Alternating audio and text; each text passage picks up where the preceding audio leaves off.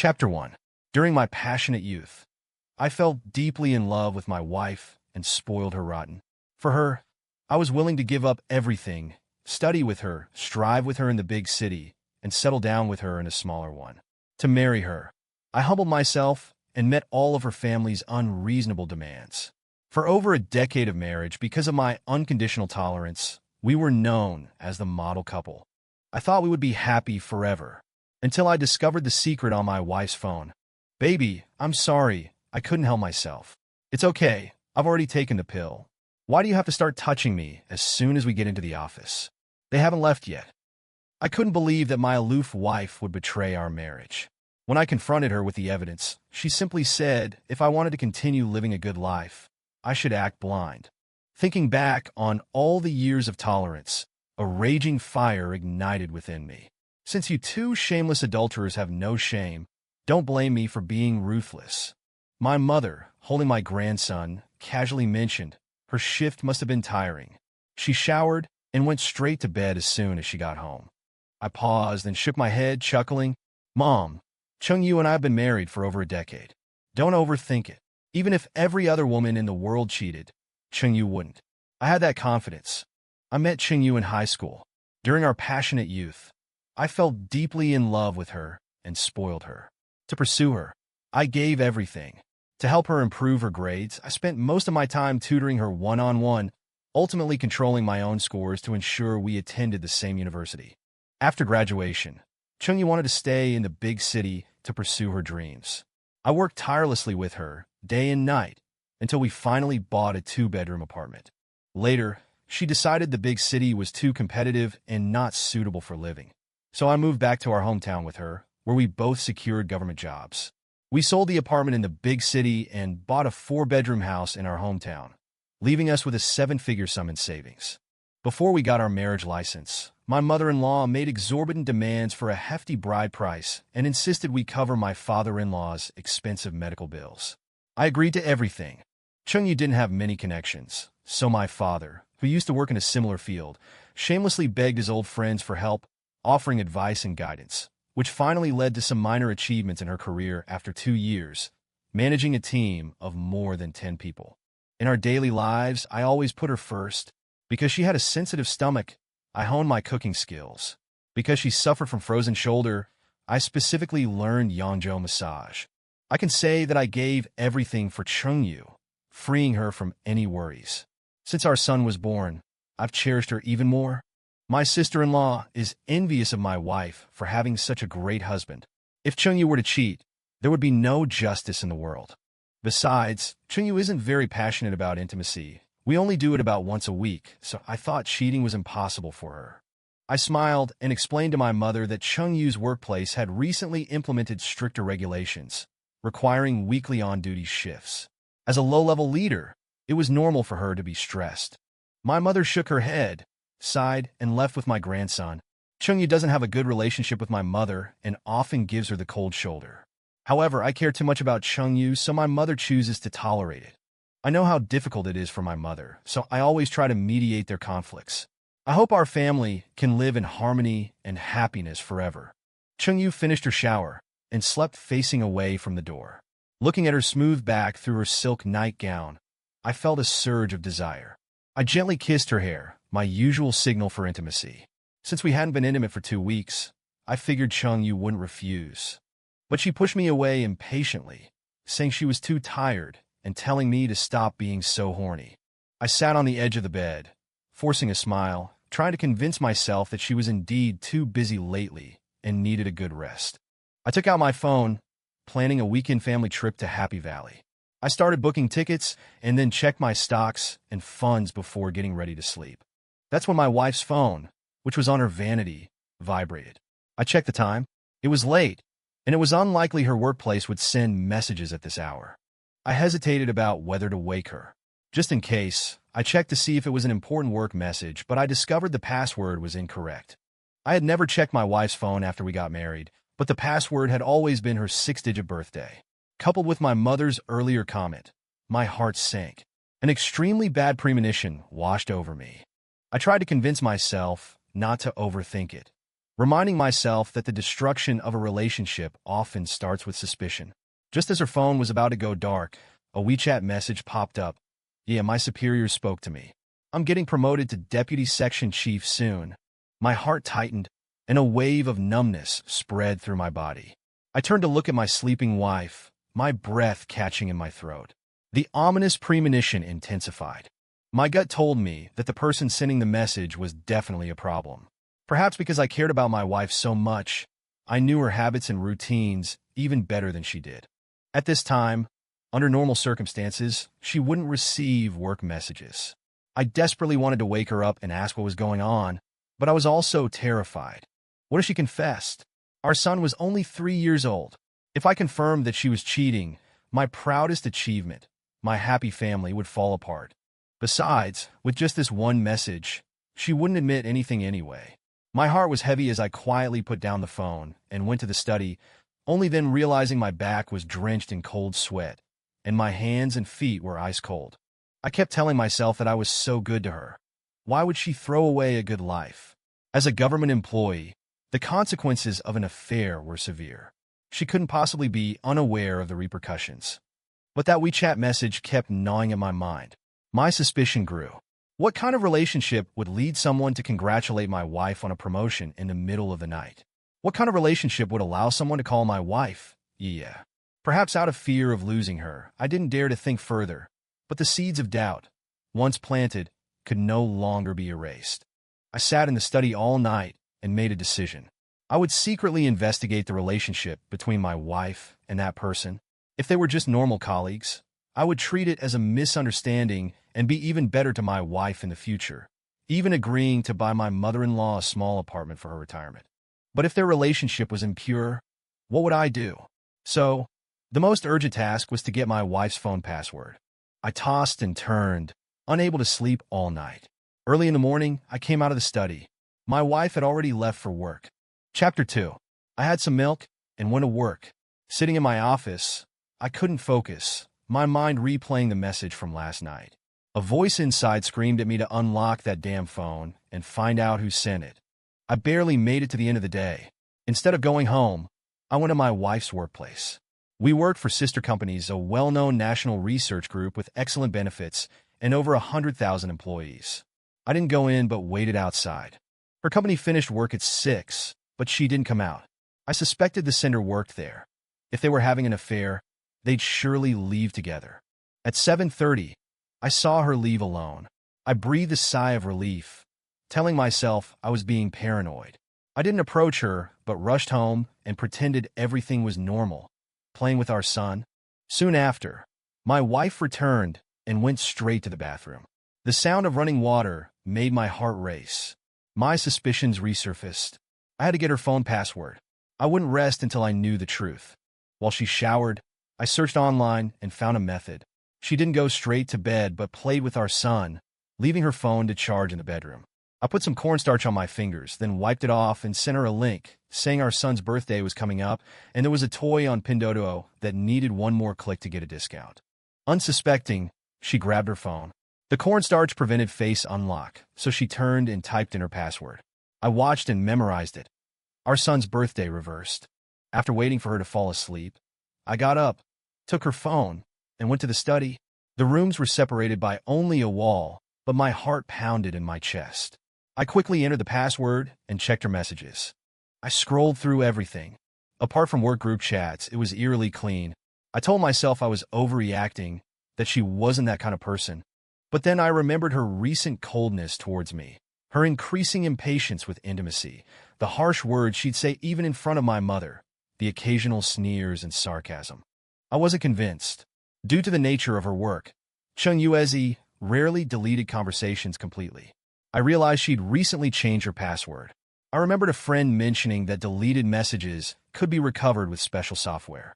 I quickly searched online and followed the instructions. Throughout the recovery process, I kept glancing at the door, terrified she'd wake up. When it finished, I clicked open the results and immediately saw an unsaved contact. It was the same one who sent her the late-night message.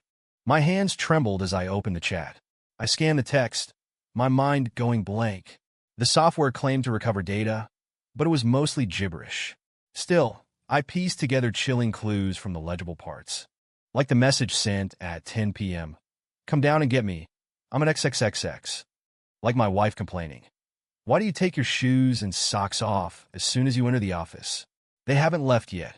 It's not a good look. Like her acting coy. I miss you. Why haven't you replied? The XXX content required payment. Cursing the profiteers, I paid. The following messages shattered me completely. I felt like someone was choking me, my heart filled with grief and rage. Baby, I'm sorry, I couldn't help myself. It's okay, I've taken the pill. These two messages alone confirmed my worst fears. Was this the same cold woman who impatiently rejected my touch? She was having an affair, getting it on in the office, and taking the morning after pill for him. I felt like the world's biggest fool. Fighting back tears, I kept reading. Who do you like more, me or your husband? I'm disgusted by him. If it weren't for him being good to me and our child, I would have divorced him long ago. The sight of him makes me sick. Baby, did you have fun in the park last time? You're so bad. But I like it. I stared at the screen, eyes burning, unable to believe how little I meant to Chungyu. The rage intensified as I realized my devotion over the past decade had been wasted. Not only was she taking me for granted, she was plotting with her lover to frame me for infidelity, ruin my reputation, and take everything I owned. They even discussed how to torment my parents to death. I don't know how long I sat there, numb with grief. The weight of her betrayal crushed me. My near-obsessive love for her, the years of unwavering support, all for nothing. She wanted to destroy my family. How could I have been so blind to her venomous heart? She had me completely under her thumb. If her plan had worked, I would have been ruined. My parents, with their weak hearts, might not have survived. As the guilty party, I would have lost everything. Then she would have sailed off into the sunset with my money, living happily ever after. She wasn't cold. She was cold to me. She wasn't incapable of love. She just didn't love me. Knowing she was cheating, I felt a surge of rage, an urge to strangle her. But the thought of our 3-year-old son made my chest ache. Since meeting Chungyu, I had given her everything, believing myself the luckiest man alive. It turned out I was just a fool, pathetic. Despite the rage, the thought of divorce filled me with dread. I had loved her for so long, become accustomed to overlooking everything, even infidelity. A ridiculous thought even crossed my mind. Chapter 3. As long as everything was laid bare, and Chungyu was willing to break things off, return to the family, and live a good life, I would forgive the past. The thought flickered through my mind. I looked at the ashtray overflowing with cigarette butts, desperate to see who Chungyu's lover was, someone with such charm. First, I copied the other person's WeChat ID and searched through all of Chungyu's workgroups. Finally, I saw a name that perfectly matched the WeChat ID. Liu Jianxi, a name I had heard from Chungyu many times. He had taken the departmental exam with her and had helped her a lot at work. After I learned this, I even planned to thank him personally. Now that I think about it, the happy smile that overflowed from the corners of Chungyu's mouth when she mentioned Liu Jianxi clearly indicated they had been hooking up for a long time. I looked at the recovered messages again. The stimulating dialogue was like a needle, piercing my heart and leaving it bloody. I couldn't understand why Chungyu would cheat when we had a good life. Was I not good enough? Over the years, for Chungyu, I had given up so much. As fellow reserve cadres, my dad gave her his resources. To allow her to focus on her promotion, I took care of all the big and small things in our lives. To marry her, my mother-in-law demanded an exorbitant bride price, which became news in our area. My father-in-law suffered a cerebral hemorrhage and was in the ICU, and I covered all the medical expenses. Although my father-in-law died of organ failure 2 years ago, I had been good enough to Chungyu's family. My sister-in-law graduated from junior college and has a job that earns $8,000 or $9,000 a month, all thanks to the resources I shamelessly asked my old classmates for. I had done everything I could, and in the end, I was utterly defeated. Why? The computer screen went black. I looked at my reflection in the screen. At some point, tears had soaked my cheeks, my face twisted with pain and jealousy. Unable to control my inner rage any longer, I went to the master bedroom and woke up the sleeping Chungyu. Chungyu usually doesn't sleep well, so she's very grumpy when she wakes up. I'm always afraid of waking her, so I tiptoed to the bathroom, but this time My rough movements filled her face with anger, and she raised her hand and slapped me. I told you I'm very tired. Don't always think about such dirty things. Your head is full of them. Are you useless? Chung-Yu glared at me with a look of contempt, thinking I was seeking intimacy, so she was very impatient. I stared into Chung-Yu's eyes and said hoarsely, Lu Jianxi, don't you have anything to explain? Chung-Yu froze, a flicker of panic in her eyes, but quickly regained her composure. She frowned and said, I don't know what you're talking about. I took out my phone and gritted my teeth. I know everything. Chung-Yu's face changed and she lunged forward to grab my phone, but I pushed her away. I couldn't possibly give her the evidence back. I underestimated Chung-Yu's shamelessness. Before I could question her, she screamed, You Fong Yu, you actually peeked at my phone. I can't believe you're this kind of person. I've been blind all these years to marry you. Don't you know the meaning of respect? I was wrong about you. Faced with Chung-Yu's turning the tables, I was dumbfounded. Don't you have anything to explain? I repeated the same sentence, my eyes fixed on Chung-Yu's, as if trying to see through her innermost thoughts. Actually, filing for divorce was simple, but thinking about the past 10 years of devotion and our 3-year-old son in the next room, I could hardly breathe. I didn't want to destroy the happy home we had worked so hard to build. As long as Chung-Yu admitted her mistake and promised to live a good life in the future, I could forgive her. But I ultimately overestimated my importance in Chung-Yu's heart. Not only did she not give me a good look, but she also slapped me again and said angrily, Lu Jianxi and I are superiors and subordinates. I know I haven't wronged you, but I didn't expect you to have such dirty thoughts. Dirty people have dirty minds. Get out. I don't want to see you. Chung-Yu was aggressive, showing no sign of remorse. My heart sank. Why was Chung-Yu still so arrogant? Was it because of my unconditional tolerance in the past? She seemed to have me completely under her thumb. I was like a kite in her hand, a puppet on a string. She could control my emotions at any time, making my life a living hell.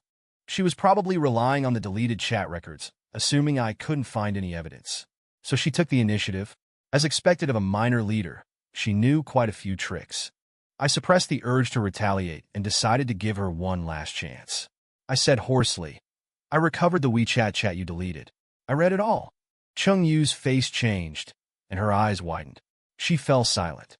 A glimmer of hope rose in my heart again. If Chung-Yu repented and returned to the family for our son's sake, there was still room for discussion.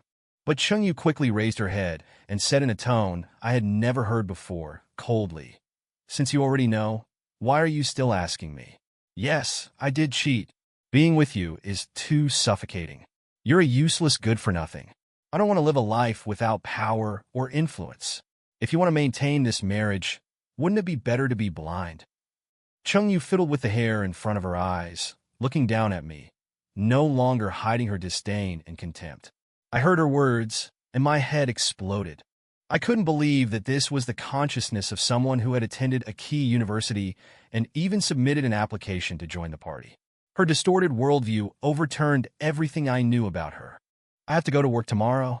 Don't bother me, she said, pulling the covers over herself, seemingly treating me as if I were air.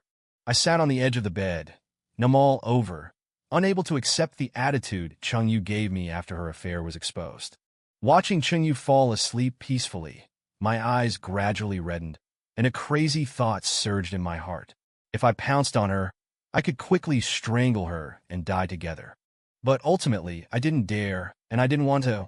Like a complete failure, I walked out of the room dejectedly and sat in the living room all night. The next morning, Chung-Yu came out of the room, looking refreshed and dressed up. She deliberately avoided looking at me and walked straight to the door. She seemed certain that I loved her and wouldn't or dared not divorce her.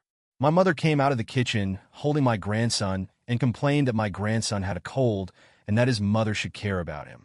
Chung-Yu was naturally unhappy and started arguing with my mother. Perhaps because of my concession last night, Chung-Yu no longer needed to hold back. In her anger, she slapped my mother and cursed, Your whole family is useless. You can't do anything right. Marrying into your family was the worst luck of my 8 lifetimes. Chapter 4. My mom covered her cheek, staring blankly at Chung-Yu. Although they argued sometimes, my mom was usually the first to back down. Chung-Yu, no matter how rude, had never resorted to violence. Now, she had actually slapped my mom's face. Ignoring her crying son, Chung-yu glared at me and snapped. "Control your mother. Stop her incessant yapping. It's so annoying." Her arrogant, heartless demeanor completely shattered the last shred of love I had for her. She could trample on my dignity, taking advantage of my affection for her, but she absolutely could not hurt my mother. In that instant, my heart died. I couldn't hear Chung-yu's taunts anymore. Only one thought consumed me. Why is this bitch doing this to me? Since you have no shame, don't blame me for being ruthless. My mom was holding our son and crying. Chung-yu continued to rant, showing no remorse and even mocking me. I walked up to her, raised my hand, and slapped her to the floor. I couldn't take it anymore. It was a powerful slap, fueled by years of pent-up anger. As my hand connected, rage clouded my mind. I thought about how good I had been to Chung-yu over the past decade, but she not only failed to appreciate it, but also dared to hit my mother. In that moment, my love for her vanished, replaced by a burning hatred that demanded release. I felt like I would be consumed by the flames of my fury. Chung-yu lay beside the shoe cabinet. Seeing the rage in my eyes, a flicker of fear crossed her face. I had been like a dog to her, completely under her thumb. Whatever she said, I obeyed. She probably never imagined I would hit her. My mother's shocked expression told me I was in a dangerous state, on the verge of a breakdown. After a while, Chung-yu regained her composure. She lunged at me, clawing and screaming. "Fong-yu, you dare hit me? You useless piece of trash. You dare hit me. Go to hell." I had spoiled her so much that she still hadn't grasped the gravity of the situation. She was still trying her usual manipulative tactics. After the first slap, my anger subsided slightly, and a sliver of rationality returned. Looking at the red mark on Chung-yu's face, I felt a pang of regret. But then her words reignited my fury. "You're a useless waste of space. You're not even fit to lick Liu Jianxi's toes." Chung-yu roared, her face contorted in rage.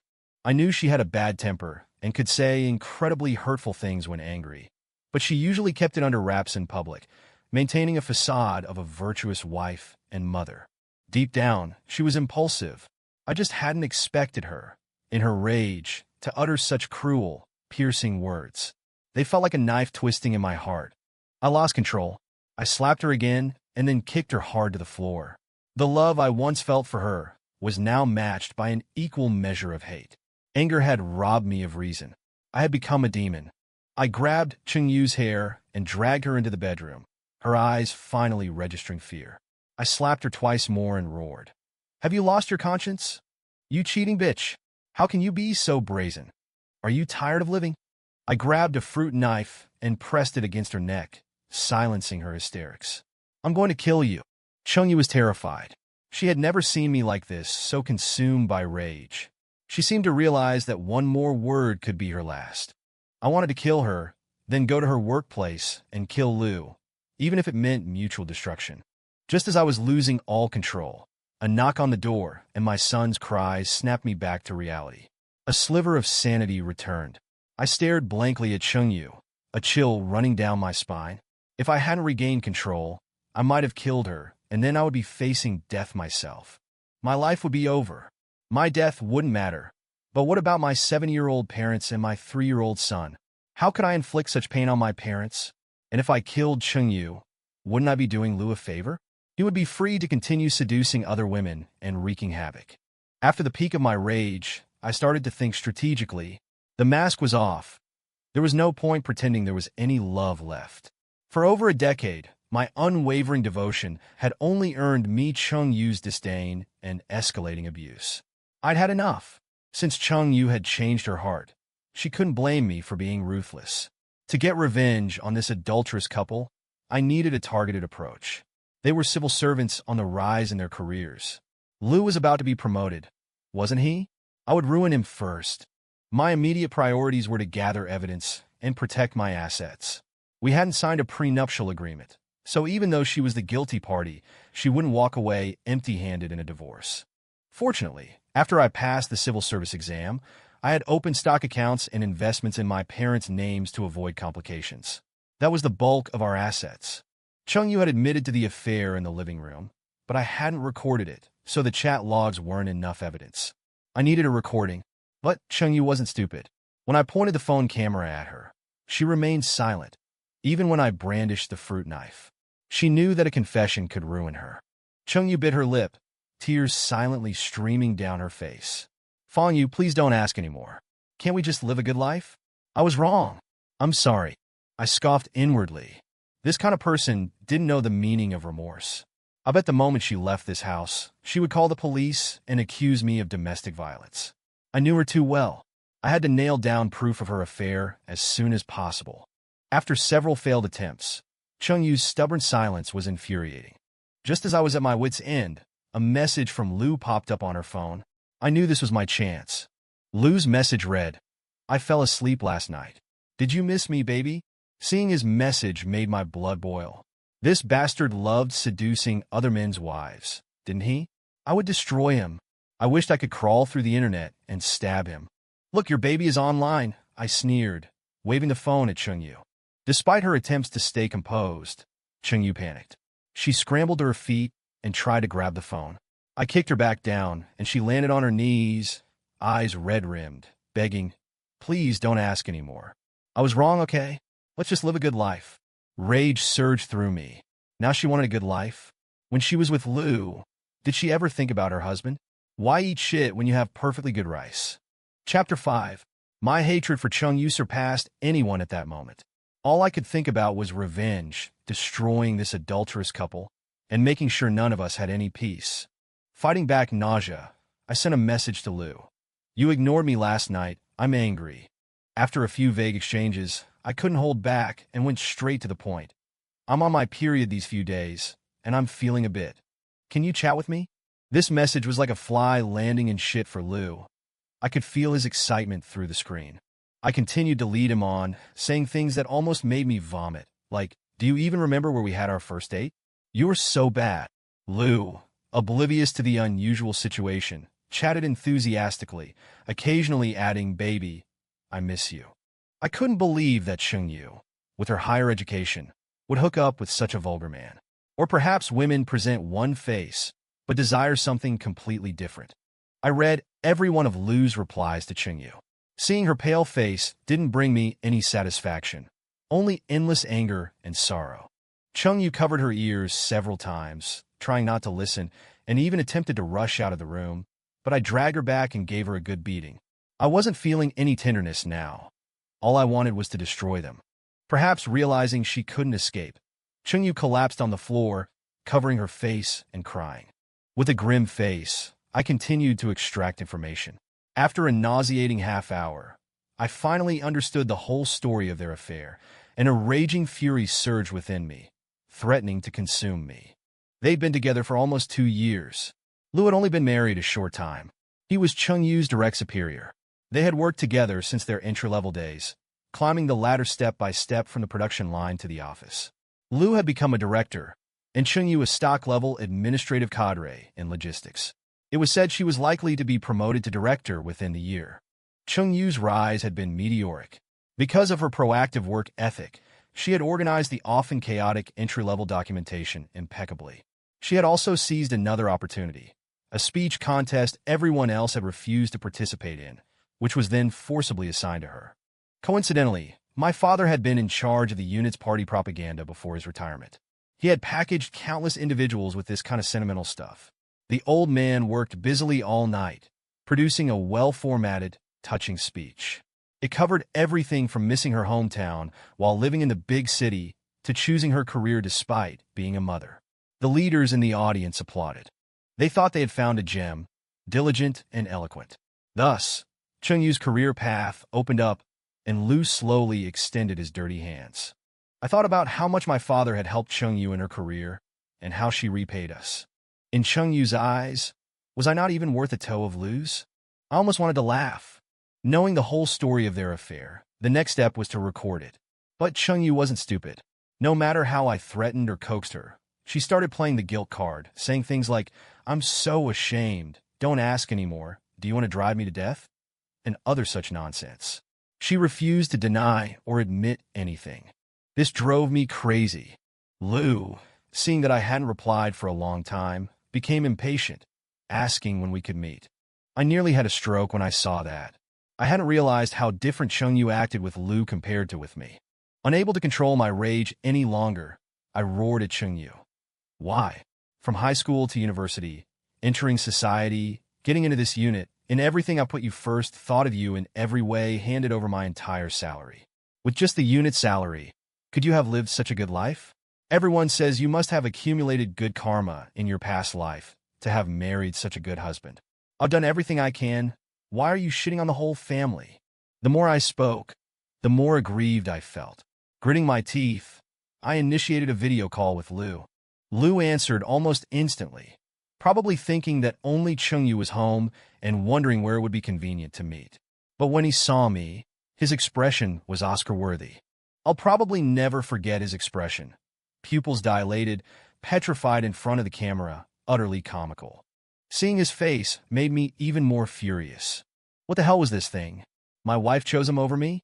Middle-aged, obese, half-bald, his appearance was miles behind mine.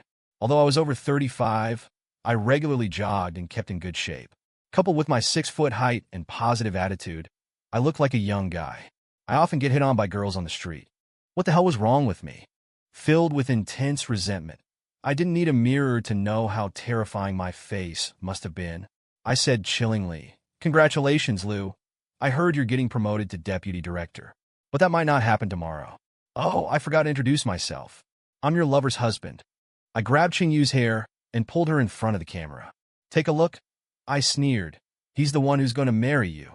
Chungyu was like a puddle of mud, slumped on the ground, covering her face in shame. Staring at the awkward, silent old man on the screen, I licked my lips and gritted my teeth. Stealing someone's wife is like killing their parents, Lu. I'm telling you now, from today onwards we're going to play a game. I'll stake my life on destroying you. Lu, probably terrified, quickly ended the call. Panting, I surveyed the messy bedroom. It bore the traces of my life with Chungyu. Our son's diapers were by the bed, and our wedding photo hung on the wall. Our happy smiles now a cruel mockery. I once thought I was the happiest man in the world. Now I realized I was the biggest fool. "Say something," I yelled at Chungyu, but she just kept shaking her head, pleading and crying. In the past, I might have softened, but now I wanted to kill her. For a man so ugly, so pathetic, she abandoned her family. It made me feel even more ridiculous, more pathetic. Chungyu's phone received another message from Lu, and it made me want to laugh. The first thing that bastard said was, "Dude, we're all adults, it's consensual, don't take it so seriously." I cursed back, "Let me play with your wife for 2 years, and then we'll talk." Lu sighed and tried to reason with me. "Look, since it's already happened, let's not make things too ugly." Chapter 6. "Okay, how can you calm down?" I blurted out. "I want you to die." Perhaps sensing that I was impossible to reason with, the man surnamed Lu gradually revealed his true nature, arrogantly saying, "You're supposed to be a man. If you can't control your own wife, don't blame others. And don't be like a child, constantly saying you'll kill me. The key is to solve the problem when it arises. Just say what you want." I was so angry at these words that I almost smashed my phone. If this dog had said he truly loved Chungyu and would never give up no matter what, I might have even respected him as a man. But he clearly wanted to cut ties with Chungyu and shirk responsibility. It was obvious he was no good. The man surnamed Lu even threatened that his connections were strong, telling me not to blow things out of proportion, or I would regret it. Then he also said Chungyu was too conservative, just SOSO compared to other women he had been with. Since I wanted her, he would give her back. My head was buzzing. I ignored his interests and instead sent the messages directly to Chungyu, roaring, "See that? This is your precious darling. He sees you as a tool for release." Chungyu's pupils dilated. She stared fixedly at the screen and covered her face, bursting into tears. "No to cry now? What were you doing earlier?" At this point, I had completely lost hope in Chungyu. Being with her felt dirty. I said coldly, "Saying anything now is useless. I'll give you a few choices. Right now, revenge was the only thing on my mind. I just wanted to kill that dog couple as soon as possible." The arrogance of the man surnamed Lu had severely provoked me. Thinking about all these years, my heartfelt devotion, almost self-destructive efforts to cater to Chungyu, only to end up being labeled with a massive green hat. That man surnamed Liu looked like a hoodlum, no different from a street gangster. Yet in Chungyu's eyes, I couldn't even compare to his toe. This was a heavy blow to my self-esteem. No man could tolerate it. If you had found someone tall, handsome, and powerful, I might have even thought highly of Chungyu. Now it seems I was blind to have chosen this filthy thing as my wife. I stared at the dispirited Chungyu. She no longer had her previous arrogance. Her face was filled with fear and helplessness. Knowing regret now, playing so wildly in the office with that wild man, you probably didn't expect him to be a complete scumbag. I slapped Chingyu's face and growled out my demands. First, you leave with nothing but the clothes on your back. You are not allowed to take anything else except your luggage. Second, I want both of your reputations ruined. For the rest of your life, you will face men's malicious gazes and women's judging fingers.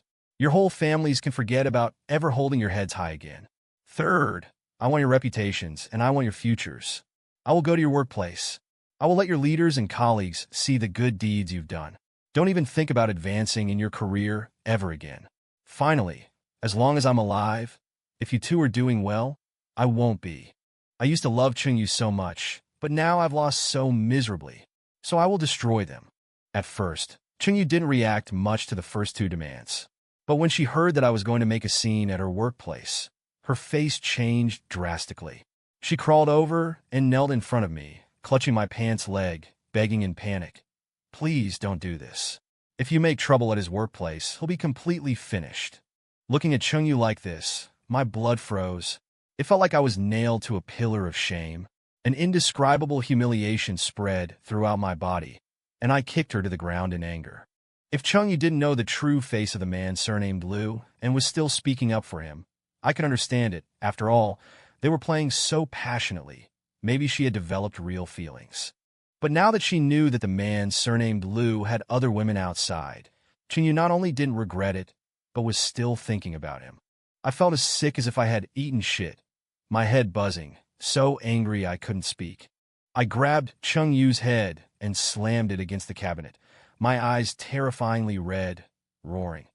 Are you even listening to yourself? You're still protecting that beast, you slut. I lost my mind, pressing Chungyu against the cabinet, and picked up a fruit knife, about to stab it down. It would be best if we all just died. Let's all perish together. Chungyu looked at me in horror, not daring to move, even closing her eyes, prepared to die. Just as the knife was about to plunge down, my mother's calls and my son's cries came from outside again, pulling me back to reality. I looked at the fruit knife that almost pierced her heart, and cold sweat broke out all over my body. Just a little bit more, and I would have made a terrible mistake. When I picked up the knife earlier, I had thought it wasn't worth it, but Chungyu's fall from grace made me lose my mind again. My mother's anxious voice sounded from outside, chiding me not to be impulsive, and to talk things out calmly. I took a deep breath, put away the fruit knife, and collapsed to the ground, panting heavily. Remembering all the grievances I had suffered over the years, I couldn't help but cover my face and cry. I truly cared about this family. In the past, when I saw news about couples abandoning each other when disaster struck, I thought those people were not real men, didn't love their wives at all. If it were me, I would protect her even if it meant dying myself. I am a man willing to use my life to protect my parents and wife. Although I am usually not ambitious, I can say I have a clear conscience. I usually do good deeds and accumulate blessings for my family. I thought heaven would look after me. Even if it didn't give me great wealth and fortune, at least it would give me peace and safety. Now I understand, kind people are bullied and good horses are ridden. I deserve it. From Chungyu's reaction, I have completely given up on her. Aren't you afraid of me making a scene at your workplace? I will go and make a big scene. Let the whole world know about your affair. Let them be pointed at wherever they go, never able to hold their heads high, living in shame. I took Chungyu's phone, glared at her fiercely, and then walked out of the bedroom. When my mother saw me come out, she hurriedly looked towards the room, and after confirming that Chungyu was okay, she breathed a sigh of relief and quickly handed me my son. My son had been crying and calling for his mother. I picked up my son, pinched his little face, and couldn't help but burst into tears. I had already decided to divorce Chungyu and send her to the 18th level of hell, never to be able to turn over again. But seeing my son's innocent face, my heart ached again. In a marital crisis, the most suffering is often the innocent child. The reason I didn't make a big mistake and spared Chung-Yu's life was because my son was my biggest weakness. Fortunately, my son is very obedient. After a little coaxing, he stopped crying and started laughing while playing with his new toy. Chapter 7. I went to the study and used Chung-Yu's phone to contact a female colleague I wasn't very close with. I got straight to the point and asked for information about a man surnamed Liu, including his department, position, and his wife's workplace. The colleague answered readily at first, but then sensed something was wrong and asked tentatively, "Are you okay?" Of course, I was okay. It was Chung-Yu and that Liu guy who were going to have problems. They didn't want me to make a fuss, did they? Well, I was going to make a huge one. A soul filled with hatred is a new soul. My mind was consumed with thoughts of revenge against that cheating couple. But this is a society ruled by law, and I'm just an ordinary person. I couldn't go on a bloody rampage like Wu Song. Even if I succeeded in getting revenge, the consequences would be devastating. I couldn't accept that my family, once the envy of others, would become a laughingstock overnight. I couldn't accept that Chung-Yu, whom I had cherished, had fallen for a scumbag. Liu's true nature had been exposed, and any normal woman would have kept her distance. But Chung-Yu was infatuated, even willing to divorce me to protect him. My life felt like a joke. I had poured my heart and soul into Chung-Yu's family, only to be smeared with filth and cuckolded. While I was in the study, my sister-in-law, Cheng Shui, called on video. I assumed she knew about her sister's affair and wanted to apologize, so I instinctively wanted to ask her if I hadn't been good to their family all these years. But after answering the call, seeing her nonchalant expression, I felt a surge of anger. Cheng Shui was actually prettier than her sister. Perhaps because she hadn't experienced the hardships Chung-Yu had, she dressed casually, changed boyfriends frequently, and was a typical rebellious girl. She had been living off her parents due to her low education and laziness. Chung-Yu had begged me to find her a job. I pulled strings and nearly exhausted all my connections to find a position that met Cheng Shui's expectations. A receptionist at a foreign trade company, requiring no special skills and offering decent pay. Cheng Shui finally settled down after starting the job, but her romantic life became even more chaotic. She often made unreasonable demands, taking advantage of my doting on Chung-Yu. "Brother-in-law, I've got my eye on a bag, but I'm a bit short on cash. Can you lend me some?" she said with a grin. Expressionless, I asked, "How much?" "It's a limited edition, and I've been waiting for it for a long time. I only have 1,000, and I need another 39,000, she replied quickly. I almost cursed her shamelessness. A $40,000 bag, and she wanted to borrow 39,000. I hadn't kept a close count, but I had lent her at least 80, if not 100,000, before. They treated me like a cash cow. In the past, I would have considered it, as she was Chung-Yu's sister and could usually put in a good word for me. But now, looking at the two sisters, I felt only disgust. So I flatly refused, my tone harsh. I just wanted to hang up the video and prepare to destroy her sister. Seeing that I wouldn't lend her the money, Cheng Shui's tone became sharp. Brother-in-law, you're getting cocky now, aren't you? I helped you a lot when you and my sister fought. Now you're burning bridges. Just see if I help you in the future. This blatant threat fueled my rage. Don't think I need your money. I was just giving you a chance to curry favor with me. If my sister gets angry, you won't be able to bear the consequences. Cheng Shui was still trying to use Chung-Yu to force my hand. I hung up the video and sent her the conversation revealing Chung-Yu's affair. Look at what your sister has done. I can't bear the consequences. I've wasted years supporting your family. Cheng Shui was momentarily stunned after seeing the screenshots, but her next words broke me. Even if my sister is cheating, it's because you're incompetent. If you were good to her, would she cheat? You need to think about your own problems. Her twisted logic shattered my worldview. How had I not noticed this before? Now I only felt disgusted. I ignored her string of voice messages, probably filled with the same bullshit about how I wasn't blameless. Now, I would begin my revenge against Chung-Yu and Liu. I posted on Chung-Yu's WeChat moments that I was out of town with my phone off, providing a contact number for emergencies. Then I started composing a message with pictures and text, opened all of Chung-Yu's work groups, and hit send. For revenge, I abandoned all sense of decency. Besides the work groups, I even sent a message to all the leaders at her company, including the highest-ranking one. If I was going to make trouble, I was going to make it big. After sending the message, I knew there was no turning back. I turned off my phone and walked out of the study. I saw Chungyu hugging our son, repeatedly saying, "Mommy's sorry, Mommy's so sorry," and other such nonsense. My anger flared again. I knew she was apologizing to me, but remembering how she had protected Liu even after seeing his true colors, I lost control and kicked her to the floor, gritting my teeth. "We had a good life, and you became someone's mistress. You have the nerve to apologize? You deserve to go to hell." Chungyu's face turned pale. She bit her lip, offered no resistance, and just cried silently. My mother rushed over and pushed me, scolding, "What do you think you're doing? She's still Guibao's mother. Apologize immediately." Then, she went to comfort Chungyu. Although my mother was angry about Chungyu's affair, she held the old-fashioned belief that even the most heinous sins could be tolerated for the sake of a complete family. Her heart was broken, but her intentions were good. Unfortunately, my heart was already dead. The sight of Chungyu disgusted me. Decades of devotion had gone to the dogs. I wanted to tear her to pieces. The only reason I spared her wretched life was for my parents and son. I picked up my son and tried to comfort him for a long time, but he kept crying for his mother. I had to admit, even though Chungyu rarely spent time with him, he was closer to her. I finally managed to stop his crying with an Ultraman toy, and he soon fell asleep. I handed my son to my mother and collapsed on the floor, feeling dizzy and breathless. The intense anger had kept me on edge, nearly leading to disaster. Now that I had relaxed, the exhaustion drained me completely. Gasping for air, I crawled back to the study and, unable to hold back any longer, buried my face in my hands and wept. Chapter 8. Even when I broke my leg in a car accident and convulsed in pain, I gritted my teeth and didn't shed a single tear. But now, the tears wouldn't stop. I just wanted to cry my heart out. I was in so much pain. Whose wife cheats on them, and they remain as calm as I have been? I don't know how long I cried, but my entire sleeve was soaked. I looked at myself in the mirror.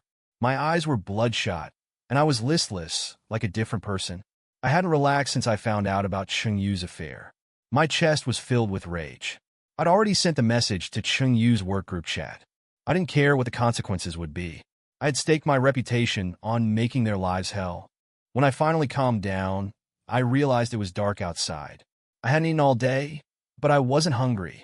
My son's laughter drifted in from the living room, where he was watching cartoons. I sighed. Even though I'd been cheated on, life had to go on. I'm not some high-ranking official, just a low-level civil servant. Now, I was starting to regret my actions. In my rage, I'd sent out the messages of Chungyu and that Liu guy's affair, not intending to save the marriage. But my parents cared about their reputation. How could they face the neighbors and colleagues after such a scandal? They'd held their heads high their entire lives. And what about my son's future? He would be ostracized, but there was no going back. I'd sent the messages, so now I'd see what kind of retribution that adulterous couple would face. I had a feeling things weren't so simple. Judging by Liu's arrogance, he must have seduced many other married women. But so far, he hadn't faced any repercussions. Instead, his career was flourishing. Whatever. I'd take it one step at a time. If I was going to go after them, I needed to be prepared for a long fight. I didn't care about my career anymore. I was going all the way. I walked out of the study and saw my dad was home. Yesterday, he said he was going on a trip with his old army buddies, but my mom called him back, probably because she knew about Chungyu's affair. My dad looked at me, wanting to say something, but stopping himself. He was worried about me, of course. I forced a smile and shook my head. Then I glanced at the bedroom. Chungyu was still inside, hadn't come out at all, playing dead. I saw a tray by the door with a bowl of porridge on it. My face darkened, and I kicked the tray away. Before I could explode, the sound of a key turning in the lock echoed from the front door. My mother-in-law and sister-in-law walked in. Seeing them, I felt a surge of anger. They looked exhausted from their journey, and their first words ignited the powder keg. "Fang Yu, can't you just give Chungyu a break? Do you have to completely destroy her to be satisfied?" My mother-in-law pointed at me and started scolding as soon as she entered. I was stunned for a moment before I could react. I thought they had come to apologize for Chungyu. As the saying goes, it's better to demolish a temple than to ruin a marriage. But their attitude clearly wasn't apologetic. Of course not. How could my mother-in-law ever be wrong? Their whole family was never wrong. Only I could be wrong. I had already experienced their family's behavior when I was dating Chung-Yu, but back then I loved her, so I was very tolerant.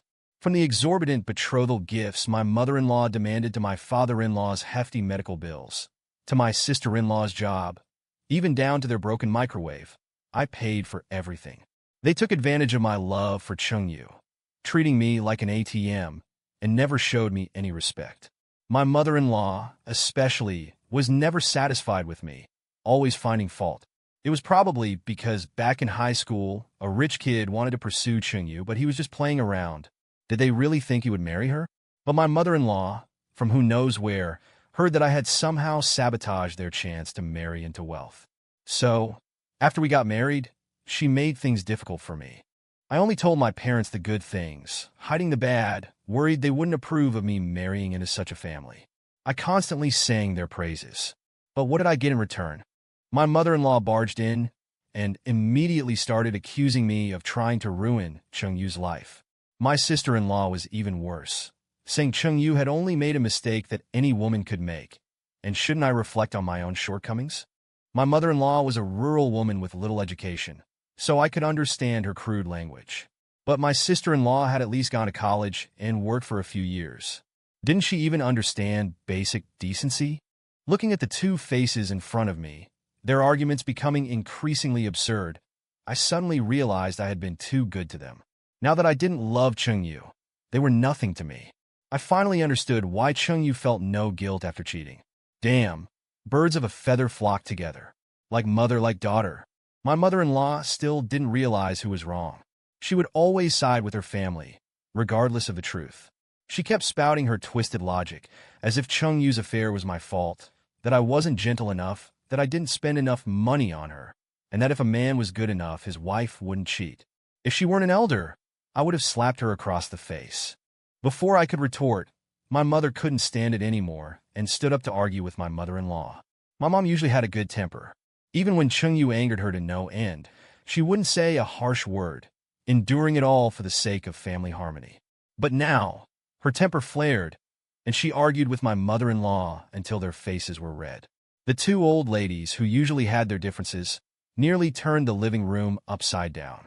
My dad pulled my mom back, and my sister-in-law dragged her mother away, finally managing to quell the fight. But my mother-in-law wouldn't let it go, yelling at me, "See? The whole family is bullying me. My daughter marrying into your family was a curse. No wonder she cheated. No woman could stand your family." My mom was furious, clutching her chest, unable to speak. She had coronary heart disease and couldn't handle stress. She had just gone to the hospital for a checkup recently, and now, with such a huge incident at home and being provoked by my mother-in-law, she was showing signs of a heart attack. My dad quickly took her to her room to prevent her condition from worsening. "Shut up." I finally lost control, staring at my mother-in-law's disgusting face. I gritted my teeth and said, "I just want to ask two things. First, was what your daughter did right or wrong? Should she have done it? Second, that man had just gotten married when he started hooking up with your daughter. Didn't your daughter know he was married when she attended his wedding? Even if I admit to 100 faults, even the law would judge your daughter as guilty of adultery. His wife doesn't know your daughter. They have no grievances. What did she do wrong?" Chapter 9. Your daughter is destroying someone else's family. Where's the sense in that? If you have something to say, say it. If it's unbearable, get a divorce. How has this become something justifiable? I yelled with all my might. I never raised my voice to my mother-in-law before. Basic decency prevented me. But my mother-in-law's family was pushing it too far, almost causing my own mother to have a heart attack. No matter how tolerant I am, I couldn't bottle it up anymore. My mother-in-law seemed taken aback by my outburst, her face embarrassed and awkward, unsure of how to respond. If she had any shame, she wouldn't be able to refute my words. Seeing that she couldn't argue with me, she snorted and went to her daughter's room with her sister. Not long after they went in, wailing cries erupted from the room. My mother-in-law rushed out and tried to hit me, raging, "Has your conscience been eaten by a dog? You hit her so hard. My daughter bore children for your family. Even if she had no merit, she suffered. You should die." Her sister followed, threatening to call the police, saying domestic violence has legal consequences. I sneered inwardly, watching their unreasonable tantrum without reacting. Now they know to talk about feelings and the law. Damn it. They didn't mention a word about Chung Yu's affair. Truly shameless. Perhaps they'd carried on long enough, seeing I had no intention of backing down and seemed ready to go all the way with Chung Yu. My mother-in-law and her sister started to panic. Their attitude softened, and they told me about the messages I'd sent in the work group chat, causing a big commotion. That night, my mother-in-law and her sister stayed, watching over Chung Yu, probably afraid I'd snap and kill someone. My mother took some medicine, temporarily suppressing her condition. Worried that my mother-in-law would provoke her again, I asked my parents to take my son away for a few days. After repeatedly assuring them I wouldn't kill anyone, my worried parents left. I returned to my study, silent. I'd said everything I needed to say during the day. Now that the surroundings were quiet, I felt suffocated, as if invisible hands were squeezing my neck.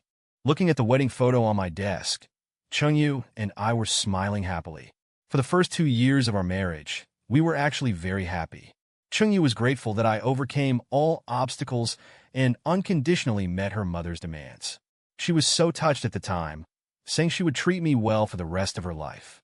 Any other man, hearing about the exorbitant dowry and having to pay hundreds of thousands in medical expenses for his father-in-law, probably wouldn't have had the courage to continue. But I loved Chung Yu too much, and despite my parents' objections, I insisted on marrying her. As the saying goes, if you don't listen to the elders, you'll suffer the consequences. Now, facing the repercussions, I deserve it. But I was certain Chung Yu loved me back in school. Every weekend, we liked to go to the park next to the school, lie on the grass, look at the blue sky, snuggle together, and dream of a beautiful future. Chung Yu gave me everything. Every birthday wish she made was to love each other forever and never be apart. I swore to treat her well for the rest of my life. I don't know when it started, but Chung Yu seemed to change. Probably around the time she hooked up with that Liu guy. She became unreasonable, often losing her temper at me. Especially during our trip to Vietnam. She not only wouldn't let me touch her, but also showed disgust and impatience. Yet she was all smiles when she was on her phone. I thought she was stressed from work at the time and didn't think about infidelity. She was probably already with him then. A woman's infidelity is not as simple as seeking physical stimulation.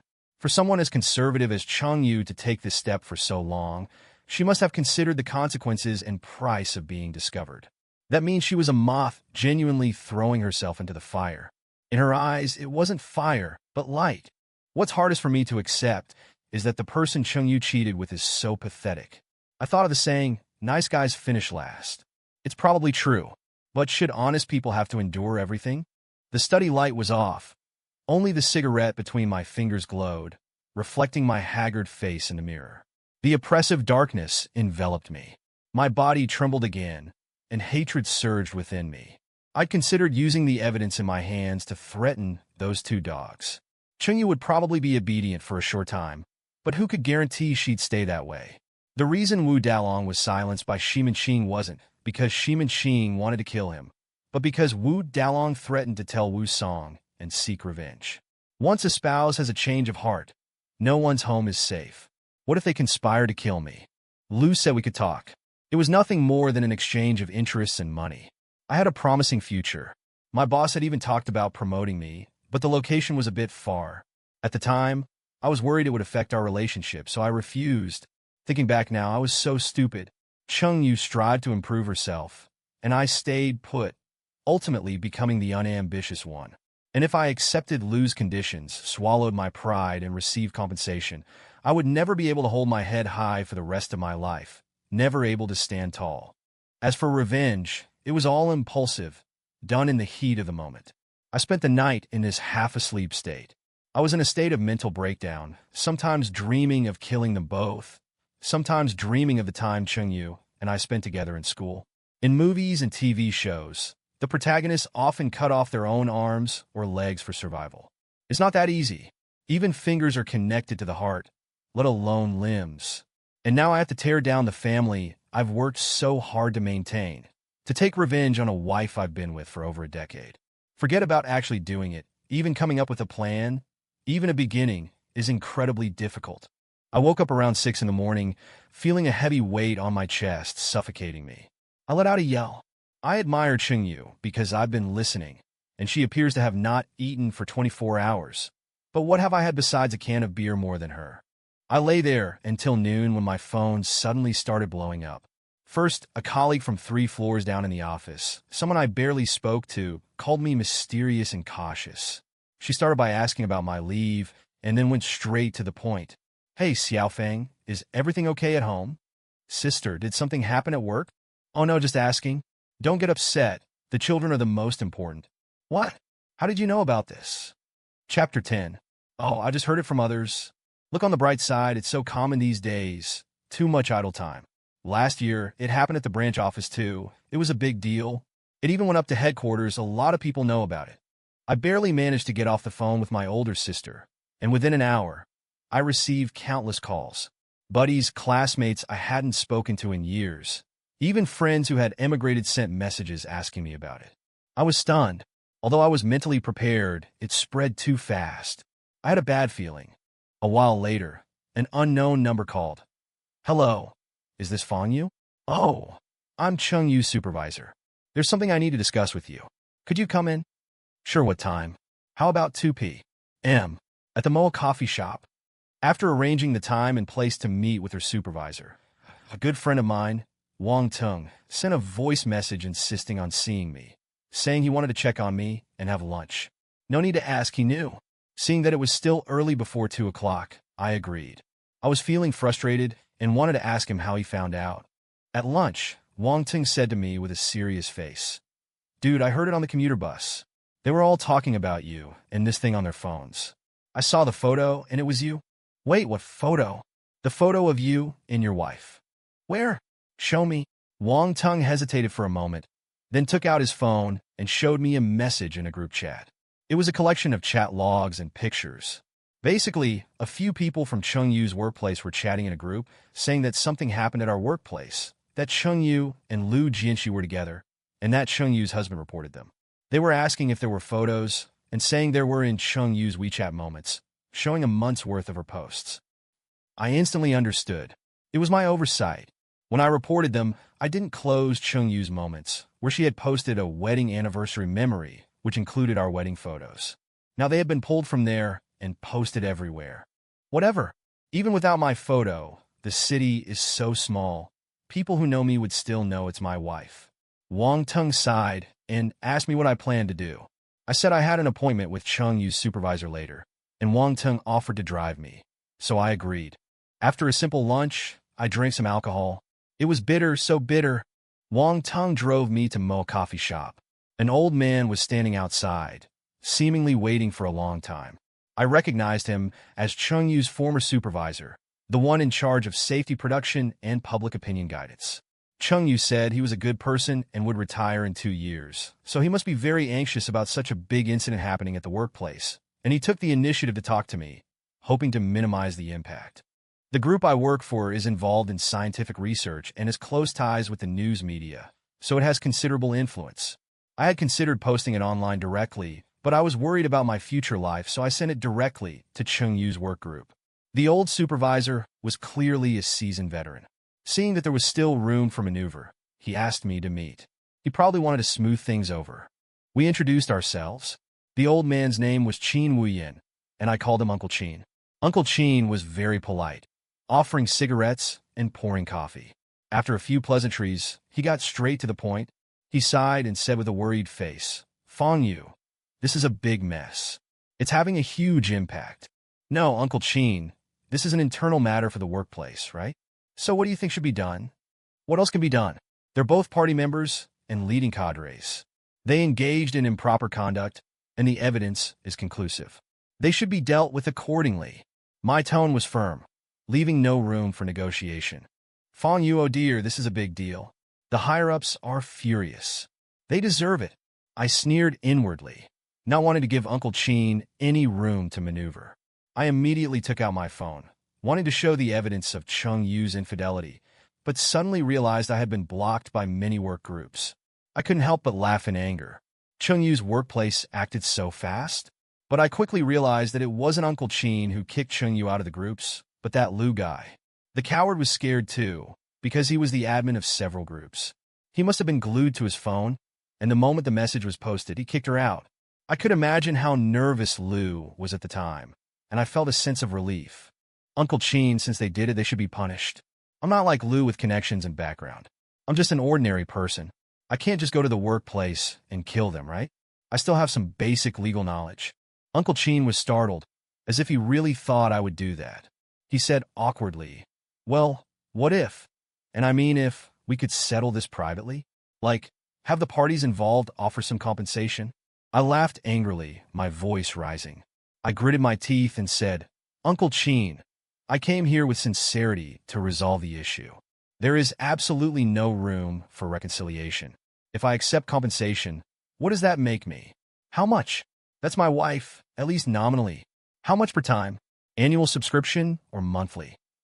Uncle Chin sensed my deep resentment and said helplessly, "Then there's no way to reconcile." I took a deep breath and said solemnly, "I just want to ask, since the matter is blown up, the workplace has to give me an explanation." Uncle Chin, to be honest, I know quite a few people abroad. If I really want to post something, it'll be very difficult to delete it in China. Uncle Chin nodded, indicating he understood. I added, "It's precisely because I have feelings for the workplace that I don't want to make this public. After all, it's not good for unity. I still have this much sense of the bigger picture." Uncle Chin, "Give me your word." Uncle Chin pondered for a moment, then said seriously, "All right, since there's no reconciliation, let's follow procedure." I keenly sensed that Uncle Chin wanted to sweep this under the rug. It must be someone behind Lu pulling strings. To be able to make Section Chief Chin, who's in charge of safety production, personally come forward, they must have considerable influence. I had a premonition that things would get complicated, but I couldn't swallow this. Fine, let's follow procedure. Uncle Chin probably didn't expect this. After all his persuading, my words didn't sound like something someone within the system would say. He said he had encountered similar situations before, but everyone, considering the impact on the workplace, their own careers, and the principle of keeping family scandals private, usually tried to minimize the damage and keep things quiet. Chapter 11. But I insisted on following procedure, which wasn't impossible. After all, we live in a society governed by law. Uncle Chin pondered for a moment, then nodded and said, "Fong Yu, I understand how you feel. How about this? Tomorrow you come to the office and report Cheng Yu and Lu Jinsh's issue to the Discipline Inspection Commission." After that, we chatted for a while, purely small talk. It was nothing but official jargon, saying that nowadays, employees have high educational backgrounds, and those of us who graduated from key universities have great potential and must seize the opportunity. Uncle Chin was probing me, gathering information to report back. He's in this line of work, acting as a mediator. Since he's doing his job, I couldn't get angry. But I was holding back my frustration. I went next door with Wang Tung for a few drinks, vented my frustrations, and felt much better. Wang Tung is my childhood friend, a brother I'd trust with my life. He recently got a girlfriend and is at the stage of discussing marriage. Seeing what happened to me, he was almost scared off from getting married. I saw a saying online before, "Date someone you like, but marry someone who likes you." It's absolutely true. For over a decade, I poured my heart and soul into Cheng Yu, but it couldn't compete with some sweet nothings from that Lu guy. It's truly laughable. After parting with Wang Tung, he insisted on accompanying me to file the report tomorrow, worried that I would be outnumbered and that Lu would screw me over. I was touched and didn't refuse. When I got home, Cheng Yu was still lying in the bedroom. My mother-in-law and sister-in-law didn't give me a good look, but they were also afraid of provoking me, so they were angry but didn't dare to speak. I no longer cared about their thoughts. Since I had decided to divorce Cheng Yu, they would have nothing to do with me in the future. Besides, they still felt that Cheng Yu wasn't at fault and that I should reflect on myself. I went into the study. After a while, the house was so quiet you could hear a pin drop. From yesterday until now, I was constantly busy, and only now did the aftereffects truly appear. The confusion and loneliness after the anger washed over me with the darkness, and I felt physically and mentally exhausted. Fear and worry finally crept into my heart. A good family just gone like that. Even if my report is successful and Cheng Yu and Lu are taken down, what will I do afterward? When I exploded yesterday, I really didn't think too much. Now, I couldn't care less. I lay in bed, half asleep, sometimes dreaming bloody scenes of stabbing Cheng Yu and chopping her into pieces, sometimes dreaming of us back in college, sitting in the park, embracing and talking about our hopes for the future. When I opened my eyes, my pillow was soaked. I didn't know if it was sweat or tears. Staying in this house was suffocating. I could only go to the balcony for air until dawn. The first rays of morning sunlight shone on me. Breathing in the cool air, I saw Wang Tung's car arrive downstairs. We went to Chung Yu's workplace together. Uncle Qin was waiting at the main entrance. Seeing us, he was all smiles, as if we were old friends meeting. He led us into the building. I felt someone staring at me. I looked up sharply, my gaze landing on the fourth floor, but I didn't see anything. Uncle Qin eagerly poured tea and made small talk for a few minutes before leading us to the office of Chung Yu's unit's director. The director was a young-looking cadre, but very dignified. He didn't smile throughout the meeting. He first let Uncle Qin finish speaking, then nodded and said, "Comrade Fang Yu, the unit has been informed of the matter. It has caused a very negative impact, and we will definitely investigate thoroughly." I quickly asked, "When will there be a conclusion?" The director countered, "Do you have any evidence?" I immediately took out my phone and showed him the conversation between Chung Yu and Liu. The director read it with a serious expression and sighed. "There's definitely something going on between them. Isn't that obvious? The conversation screenshots were so blatant. How could there not be a problem?"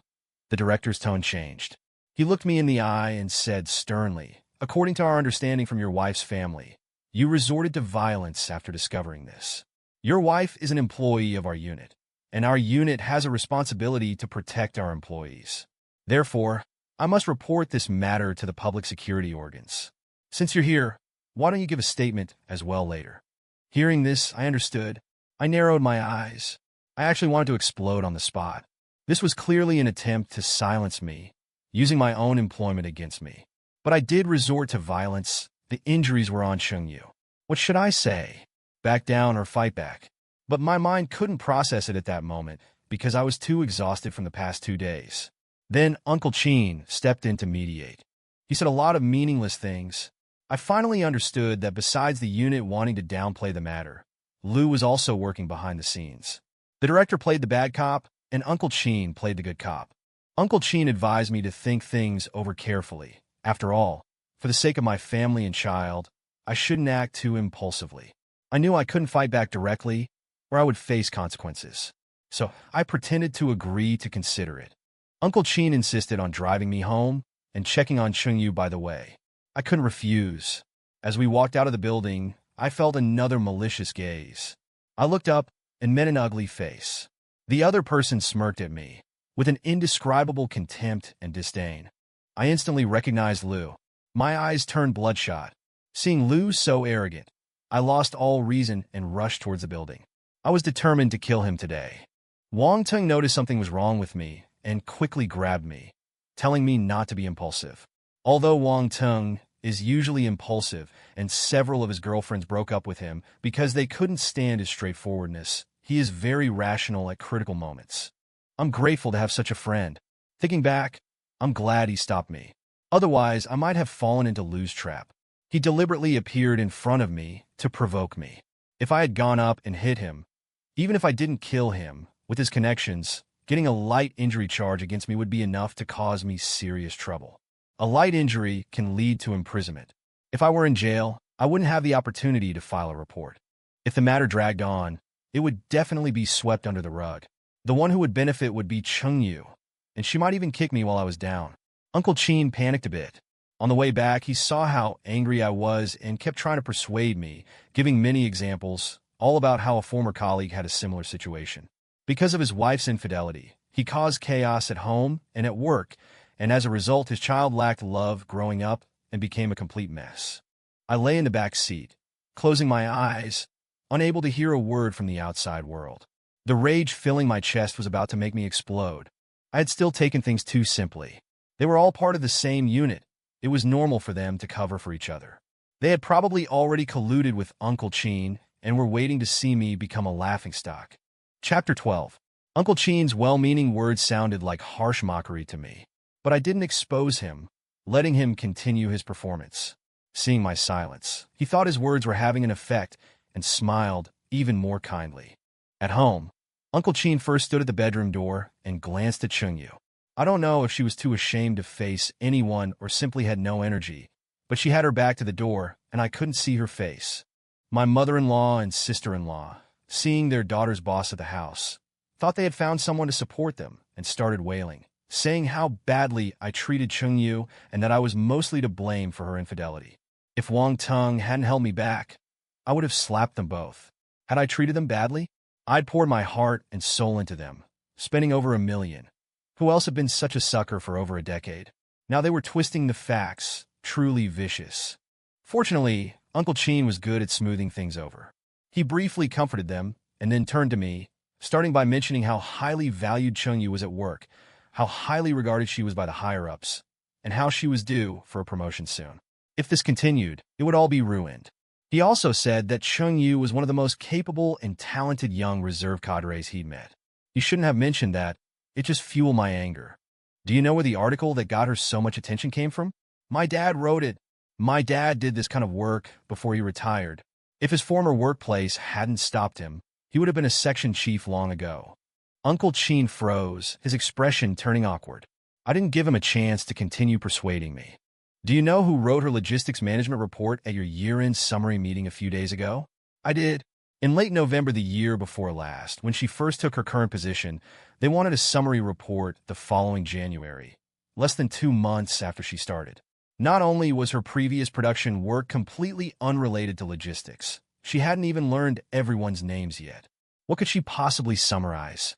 I spent 2 nights searching, compiling, and copying to put that together. This year, she couldn't do it again, so I wrote it again. I saw the chat records. After she submitted the report, someone messaged her praising her professionalism and expertise. By the way, are you short-staffed? Do you think I'd be a good fit? Uncle Chin's face was so red you could dig a 3-bedroom apartment out of it with your toes. My mother-in-law and sister-in-law were unhappy and started arguing, saying how excellent Chungyu was and how I didn't deserve her. They made me sound worthless, almost as if I deserved to be cheated on. They were so eager that they let something slip. My sister-in-law said that Lou was much better than me and had promised to find her a job much better than a receptionist. My brain short-circuited. I stared at my sister-in-law in disbelief. My mother-in-law realized her younger daughter had misspoken and quickly signaled her to be quiet. But my sister-in-law was used to being arrogant with me and continued with even more hurtful words. Filled with grief and indignation, I looked at Uncle Chin and said fiercely, "Uncle Chin, I've made up my mind. If your leadership wants to call the police, let them, one thing at a time. When I get out, I'll continue with my report. I'm going all in." I thought I was the first to know about Chungyu's affair, but judging by my sister-in-law's tone, not only did she know, but she'd known for a long time.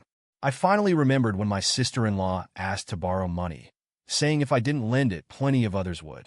So she was thinking of Lou. Not only did they know, but they hid it from me while sucking me dry. Unutterable rage surged through me. This family was rotten to the core. How could I have been so blind to marry Chungyu? Since they were so heartless, they shouldn't blame me for being ruthless. You're serious? My sister has worked like a dog all these years. Even if she doesn't deserve credit, she deserves some sympathy. You're so heartless and ungrateful. I didn't bother arguing with her. You can't wake someone who's pretending to be asleep. Since I had decided to report her, our relationship had completely deteriorated. From the moment I made up my mind, personally, Chungyu was the villain who destroyed my family. And professionally, she was a rule breaker. I didn't need to let the blame fall on me for the sake of our decade-long relationship. I was completely disappointed in this family. Uncle Chin saw my determination and knew persuasion was useless. He sighed and nodded. All right then, come find me tomorrow, and we'll go through the procedures. You heartless bastard. You actually reported your own wife. There's no one as cruel as you in this world. You dare harm my daughter, I'll fight you to the death. I didn't fight with the old woman. I laughed in exasperation. Fine. Since you think I'm worthless, I'll definitely get a divorce. But over the years, Chungyu transferred money to you without my consent, plus her father's medical expenses. That's at least $500,000 or $600,000, right? That's marital property, and I'm going to get it back. That was agreed upon when we got married. And besides, it's only natural for my daughter to give me money. I said calmly, don't give me that nonsense. If you can't pay it back, go tell it to the court. Seeing that I was serious, my mother-in-law panicked and stopped her bluster. Through gritted teeth, she said, "Just you wait. Harming people like this, you'll get your comeuppance sooner or later." If anyone's getting their comeuppance, it's Chung Yu. Throwing away a good home to be someone's mistress. How prestigious. You know how much money I've spent on your family over the years. I'm a total sucker. If you can't pay back the money, keep your mouth shut. Disgusting. I really didn't want to argue with my mother-in-law anymore. I glanced at the lifeless Chung Yu and growled. "The day you cheated, you should have known the consequences. Since you're playing dead, I'll make sure you die." My sister-in-law's cries came from outside, begging my mother-in-law not to jump out the window. I sneered inwardly. My mother-in-law valued her life more than anyone. She was just putting on a show. Only a fool would believe it. When my sister-in-law said those words, helping Chung Yu conceal her affair, I knew I had to completely sever ties with this family. For my son's sake, I hadn't planned to completely destroy Chung Yu, but they truly didn't treat me like a human being. So they shouldn't blame me for being ruthless. I went back to the study and locked the door. Chapter 13. Last night, probably because I was too tired from the day before, I barely slept a wink, so I slept soundly. I was woken up by Wang Ting's phone call, and when I opened my eyes, it was already 10 a.m. After getting ready, I got in the car and headed to Chung Yu's workplace. Previously, under the threat from the top boss, I had some reservations, but Lu's provocation, coupled with the stimulation from Chung Yu's family, made me decide to go all out. Consequences be damned. The car arrived at the entrance of Chung Yu's workplace. Wang Ting asked me to wait, pulled out a pack of premium cigarettes, and walked towards the security booth. I understood he wanted to gather information and had no objections. 10 minutes later, Wang Ting returned to the car with a grim expression and told me about Lu. I didn't know until I asked, but it turns out the whole workplace knew what kind of person Lu was. This wasn't his first offense. Last month, a young woman's family came to the workplace to cause a scene, saying that Lu had gotten her pregnant and they wanted justice, but they couldn't even get past the main gate. I suddenly remembered something and cursed through gritted teeth. Bitch! Chung Yu had told me about this last month, but the story was reversed. She portrayed the girl as a bar hostess who deliberately set a trap for Lu after seeing his status. She even asked me how to handle the situation to avoid any negative impact on Lu.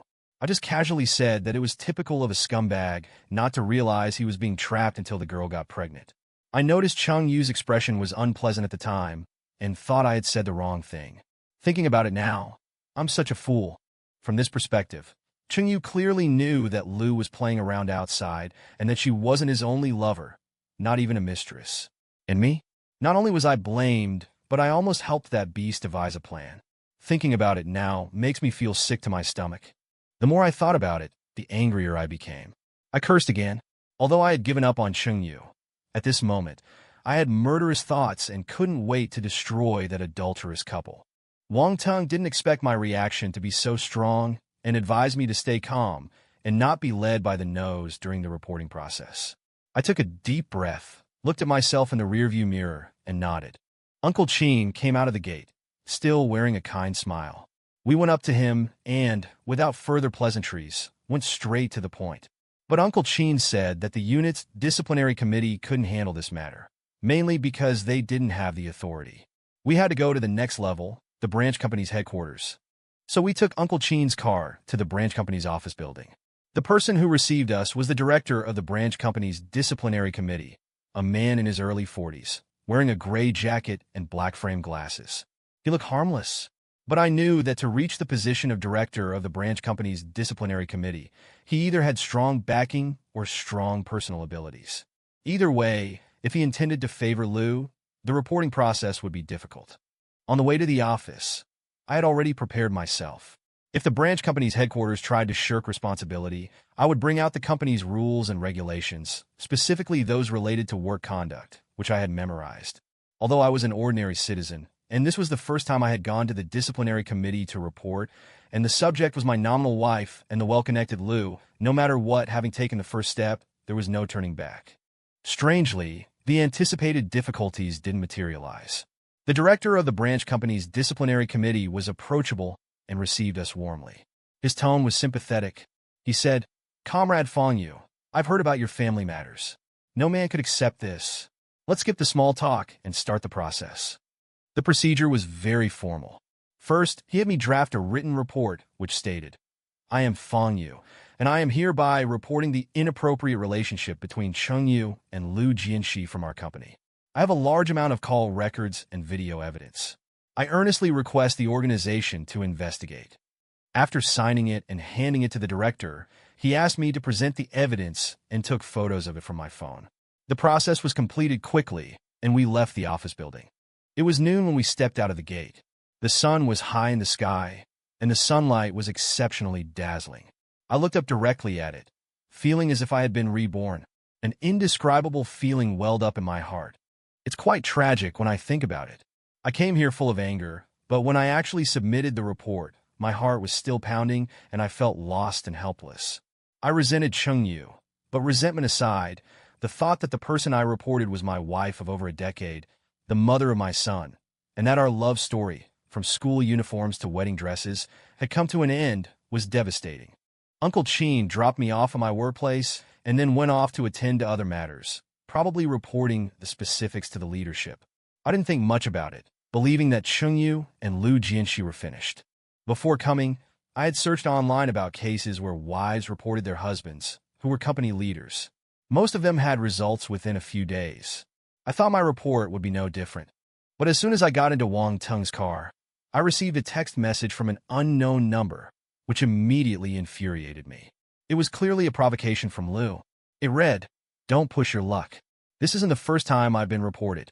Let's play this out slowly." The tone was arrogant and dismissive, as if he didn't take it seriously at all. I trembled with rage and quickly typed a reply to curse him out, but I had already been blocked. After reading the message, Wang Teng's face darkened. He said this wasn't over and that we had to ruin Liu's reputation. He knew many people in the media who could help spread the story. Originally, I didn't want to air my dirty laundry online, but with Liu being so arrogant, I had a feeling things wouldn't go smoothly. I had always heard that these kinds of situations could be troublesome. This is a society ruled by law, and public opinion matters. Society is generally bright, and there should be a place to seek justice. Unfortunately, I was still too naive. Liu had probably been reported more than once, not just by the pregnant girl, but likely by others as well. Wang Teng seemed even angrier than me and immediately contacted his friends, but the results were disappointing. After learning the details, they kept making excuses and saying the situation was tricky.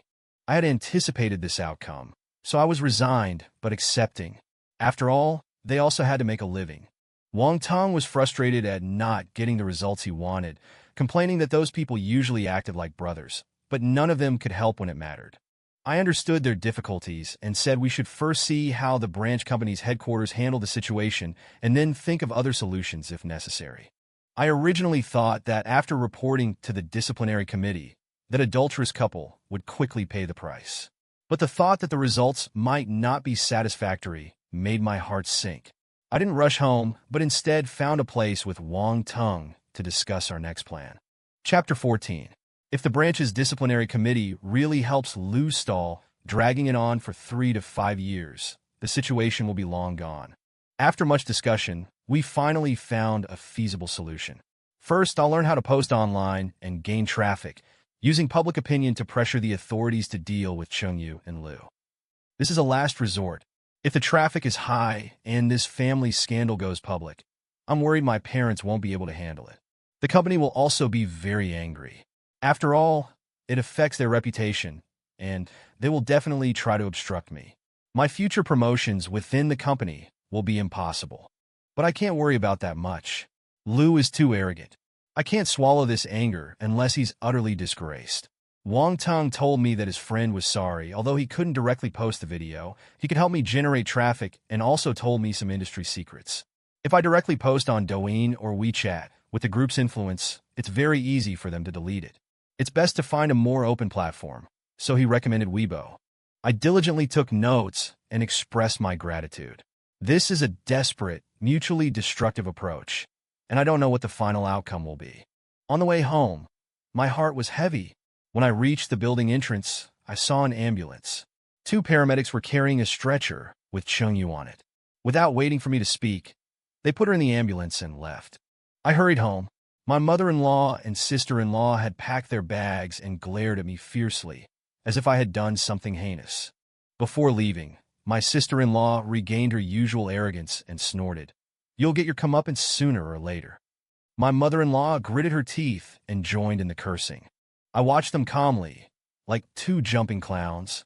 Once Chung-Yu leaves this house, it will be the last time. I will never have anything to do with their family again. Seeing my lack of reaction, they looked as if they had punched cotton. With a vicious expression, they said, "You'll beg my daughter to come home." I almost laughed. That woman, disloyal to the marriage, leaving this house. I should be setting off firecrackers to celebrate. In the evening, I received a call from my mother and learned how cruel my mother-in-law's methods were. I thought Chung-Yu's injuries weren't serious. Except for one kick, I didn't use my full strength for the other two blows, otherwise she wouldn't have been able to get up. Although I was in a state of extreme anger at the time. After all, it was a relationship of over 10 years, and I didn't try to kill her. Unexpectedly, she didn't come back that night, and I didn't call. My mom called and said my son was distressed and wouldn't sleep at all. No matter how she tried to soothe him, he kept crying for his mother. My son had been overjoyed when his grandmother and aunt arrived, but they left abruptly, and even his mother disappeared. He ran from room to room, searching for them. This scene reminded me of my childhood.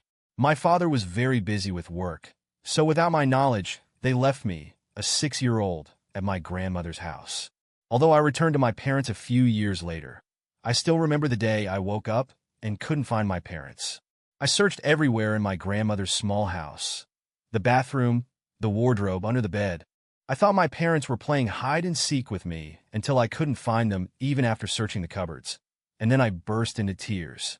My son is only 3 years old now. He probably can't think that much, just running around the house, finally calming down a bit after being held by my mother. Pain, sorrow, love, and anger surged through me. My gaze fell on the wedding photos on the wall, taken in Suzhou right after graduation. Now, they were so glaring, they were blinding. So I took them down one by one, called Wang Tung, and asked him to wait downstairs, then grabbed an axe and carried the wedding photos outside. Seeing what I was carrying, Wang Tung knew what I was going to do. He silently took them and put them in the trunk. We drove to a corner of a construction site away from the road, found some dry grass, and laid the photos on top. With a ferocious expression, I swung the axe hard at the wedding photos. I seemed to see in Wang Tung's pained expression that he heard the sound of bone, not wood, being chopped. The wedding photos were indeed solid wood, worth every penny. The burning time was long enough to roast a whole ox. In the firelight, I saw a person's sincerity being burned away, becoming cold. What was being devoured was the Buddha in a person's heart, transforming into a demon. My mom said the child was awake again. I understood. She was using the child to remind me not to do anything stupid, trying to hear any emotional changes in my voice. But my mom has heart problems, and my dad has vascular issues. The two elderly people were exhausted from taking care of the child, and I didn't know when something might happen. Those who haven't taken care of children have no idea how difficult it is. They only see nannies and babysitters making money. When you actually do it yourself, you can go crazy. I was still insomniac, tired but unable to sleep. I hoped the disciplinary committee would act quickly. After all, it was a real name registered WeChat account, words I said myself, and chat records I could recover. They couldn't run from that, could they? I've seen online that local disciplinary committees usually handle things in 2 or 3 days. If it drags on too long, I don't know how I'll cope. No wonder my mother-in-law and sister-in-law said what they did before leaving, implying they would use the child to threaten me, to negotiate terms later. Such a young child. How can he be without his mother? It's cruel. The next day, my son was supposed to go to the kindergarten near our home, but I didn't send him. Instead, I took him out to play, both to relax and to give my mother a break. We took a taxi to eat fast food. My son mentioned wanting his mother again. I sighed. "Let's go see Mom," I said. So I took my excited son to the hospital indicated on the ambulance yesterday. At the hospital, I asked the nurse at the front desk which ward Chung-Yu was in. The nurse checked and said there was no such person. I had no choice but to take my son home and call my mother-in-law and sister-in-law, but they didn't answer.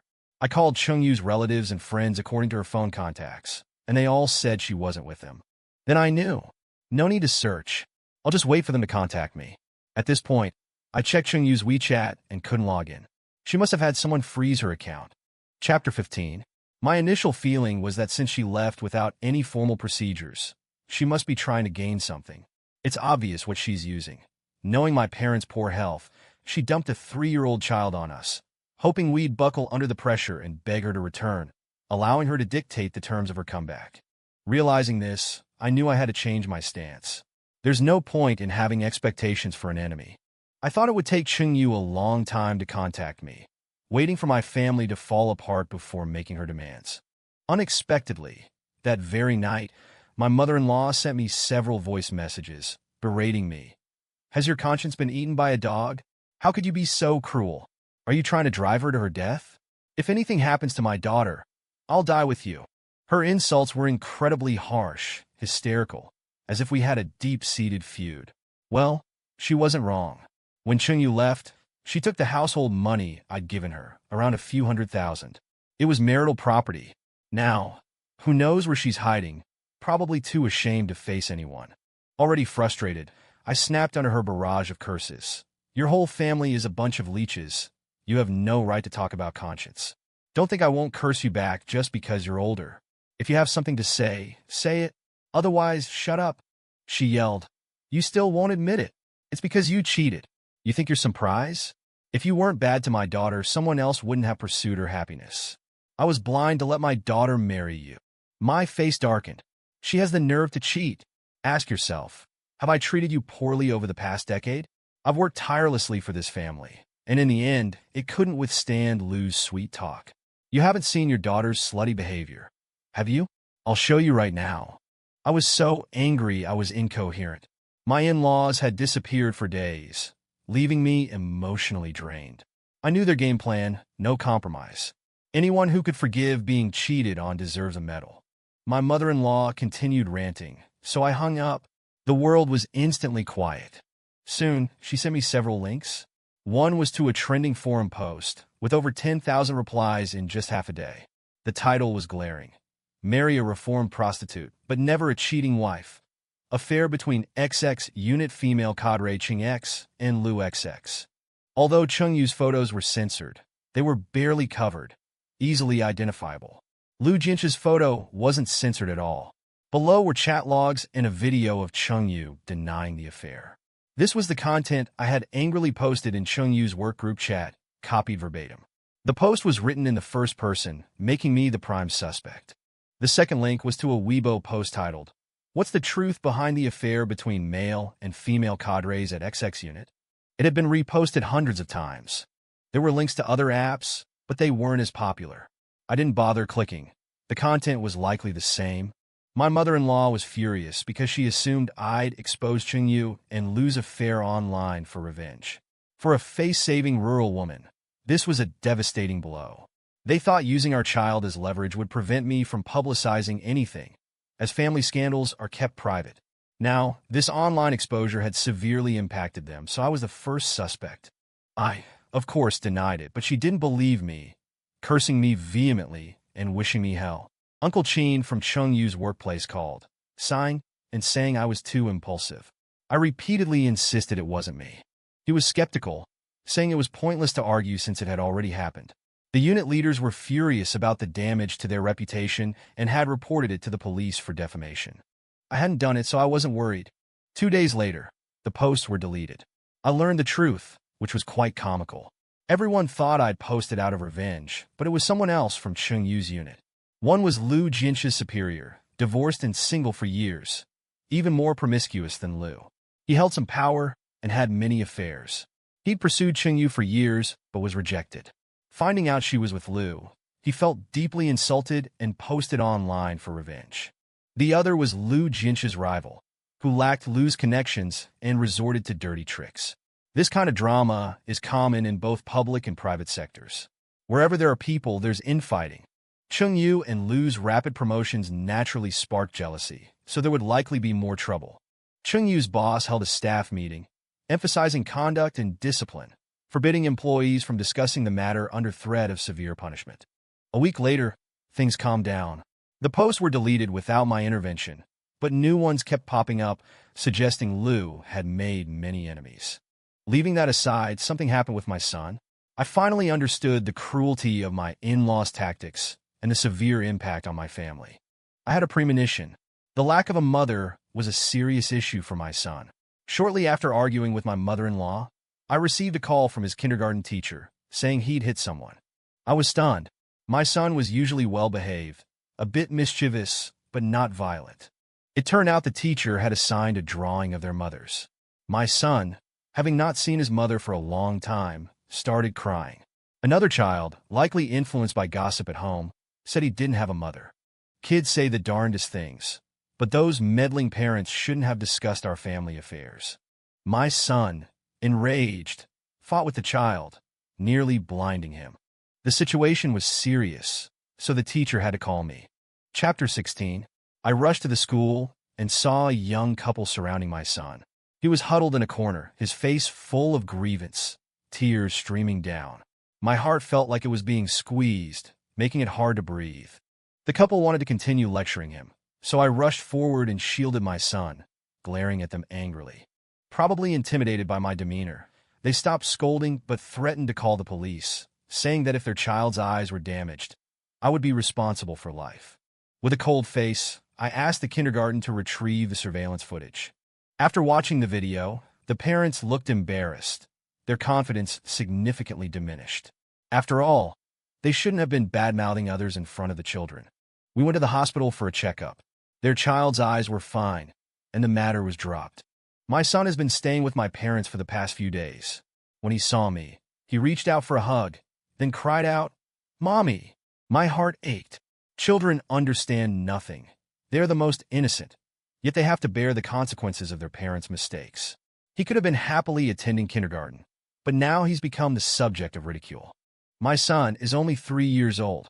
He may not understand what divorce means, but he knows his mother isn't around, and he's lost his biggest support. Since reporting Chungyu, I've planned to raise my son alone and made ample mental preparations. But ideals are beautiful, reality is cruel. Children from single-parent families are indeed prone to problems. After returning home, my son kept calling for his mother, running through every room, crying his heart out. Although I hate Chungyu, she carried him for 10 months. Our relationship is over, but it shouldn't involve the child. After weighing things over, I started sending WeChat messages to my mother-in-law, asking Chungyu to see her son. Because Chungyu had blocked me, I could only contact those around her. But my mother-in-law didn't respond. I bit the bullet and had my son send a voice message. "Mommy, please see me, please." Perhaps it was the child's cries that softened their hearts. My mother-in-law quickly initiated a video call. Overjoyed, I hurriedly pressed answer. My son blinked his big eyes, tears streaming down his face, full of anticipation. Unexpectedly, as I answered, the screen flashed and the call ended. I thought it was a signal problem, so I called back. They hung up again. I tried several times, finally confirming they didn't want to answer. That is to say, Chungyu didn't want to see her son. I clenched my phone, a fire burning in my chest. My son, thinking he would see his mother, was met with disappointment and cried even harder, repeatedly calling for her. I could only suppress my anger and comfort him. Exhausted from crying, he fell asleep in my arms. Looking at his innocent face, I finally lost control, gritting my teeth and yelling at the phone. "Chungyu, are you so cruel? You won't even see your son? I'll make sure you two bastards suffer for the rest of your lives." There was still silence. Now my family is broken. I only have my parents and my son. At middle age, I don't ask for much, just peace and health.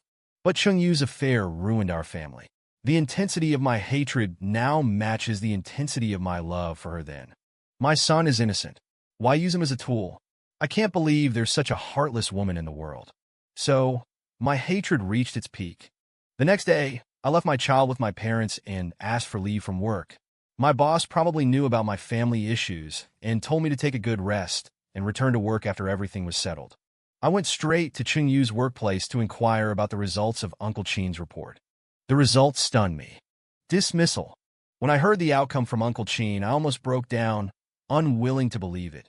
They had serious misconduct. I filed a formal complaint, and it even caused a significant stir online.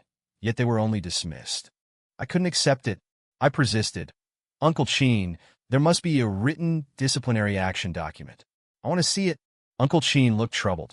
I'm afraid that's not possible. You're not from this unit, and I understood. It must be Lu's doing. No wonder he dared to send that provocative text message that day. He must have known the outcome beforehand. He must have been through this before. But Lu caused such a big incident, and he was only dismissed. What does dismissal mean? I'm not illiterate. I understand what it means. It means Chungyu and Lu are relieved of their current positions. Aside from that, there are no other penalties. Is that possible? Perhaps many people think they've been punished upon hearing dismissal, but they haven't. Compared to their wrongdoing, it's a slap on the wrist. On the news or in government documents, we often see announcements of dismissals. Those are usually followed by reassignments. It's not the same as being disciplined for wrongdoing. Anyway, I learned the outcome and my blood pressure skyrocketed. I insisted that Uncle Chin give me an explanation. Uncle Chin sighed, becoming impatient, and said, "This is the result of discussions from above. There's nothing I can do. If you're still unsatisfied, you can ask the branch company's disciplinary committee." The document was issued from there. I knew he was shirking responsibility, but I didn't push him too hard. After all, Uncle Chin was just a small figure in the unit, not even middle management. He had no authority over personnel matters or any other signing authority. He could only follow orders. Naturally, I was dissatisfied. I went to the branch company's office and found the director of the disciplinary committee. He gave me the same line. The result was from discussions above, and they couldn't do anything about it. I was furious, wanted to shout and ask if Lu had connections, if they were protecting each other, but I held back. This was a government agency, after all. Making too much of a fuss wouldn't be good for me. Leaving the office building, I felt depressed and lost. I thought that after reporting them, those two dogs would be quickly punished and pay the price. Jail time wasn't necessary, but at least some disciplinary action. But they got off scot-free. Now I truly understand that an ordinary person, going through the proper channels, has almost no chance against officials. Just protecting one's rights is an arduous journey. And this is with me having solid evidence. Their response was a single word: dismissal. What can you do about them? Even if I expose this online, it won't have any effect. Their handling of the situation was by the book. Chapter 17. Sensing my low spirits, someone from the disciplinary committee called shortly after I left. They expressed sympathy for my situation, but explained they had handled the matter fairly. Similar cases in the past had been resolved privately, but mine, reporting my own wife, was the first of its kind to be brought before the 5-person committee. He offered another explanation. Although I couldn't see the official document, the dismissal was only a preliminary decision, pending Chungyu and Lu's return to work. Unfortunately, they both claimed illness and hadn't returned, citing poor physical and mental health. The unit couldn't force them to come for questioning, and it wasn't within the disciplinary committee's jurisdiction. Institutions like this might play games, but they also had a human side. I hung up and walked alone down the street, the traffic rushing past, the tightness in my chest. Ideals are full, but reality is cruel. I thought Chungyu and Lu would be swiftly punished, but a mere dismissal felt like pouring water on a raging fire, offering no release. They must have known the outcome all along, hence their brazen provocation. I didn't rush home, wandering for a long time to calm down. I was afraid to face my 3-year-old son. After the divorce, he was destined to grow up in a single-parent family. What would I tell him when he was old enough to ask? The incident at kindergarten was still fresh in my mind. I sighed, resigned to taking things one step at a time. Giving up on revenge was impossible. I couldn't swallow this. Wang Tung had advised me, why should a real man worry about lacking a wife? Someone like Chungyu, heartless and unmoved after all these years, isn't worth your energy. Of course, I knew it wasn't worth it, but I had loved Chungyu deeply for over a decade, given her almost everything. To be suddenly betrayed, cuckolded for 2 years, and ultimately lose to an older man. Could anyone understand this feeling? My heart burned with the flames of resentment and humiliation, fueling a desire for revenge. A man lives for his pride. On my way home, I was still thinking about how to ease the relationship between my son and Chungyu. She was his mother, after all. A mother's betrayal could severely impact a child's development. But I held little hope. We had already fallen out. She was probably only thinking about her affair with Lu, even abandoning her son.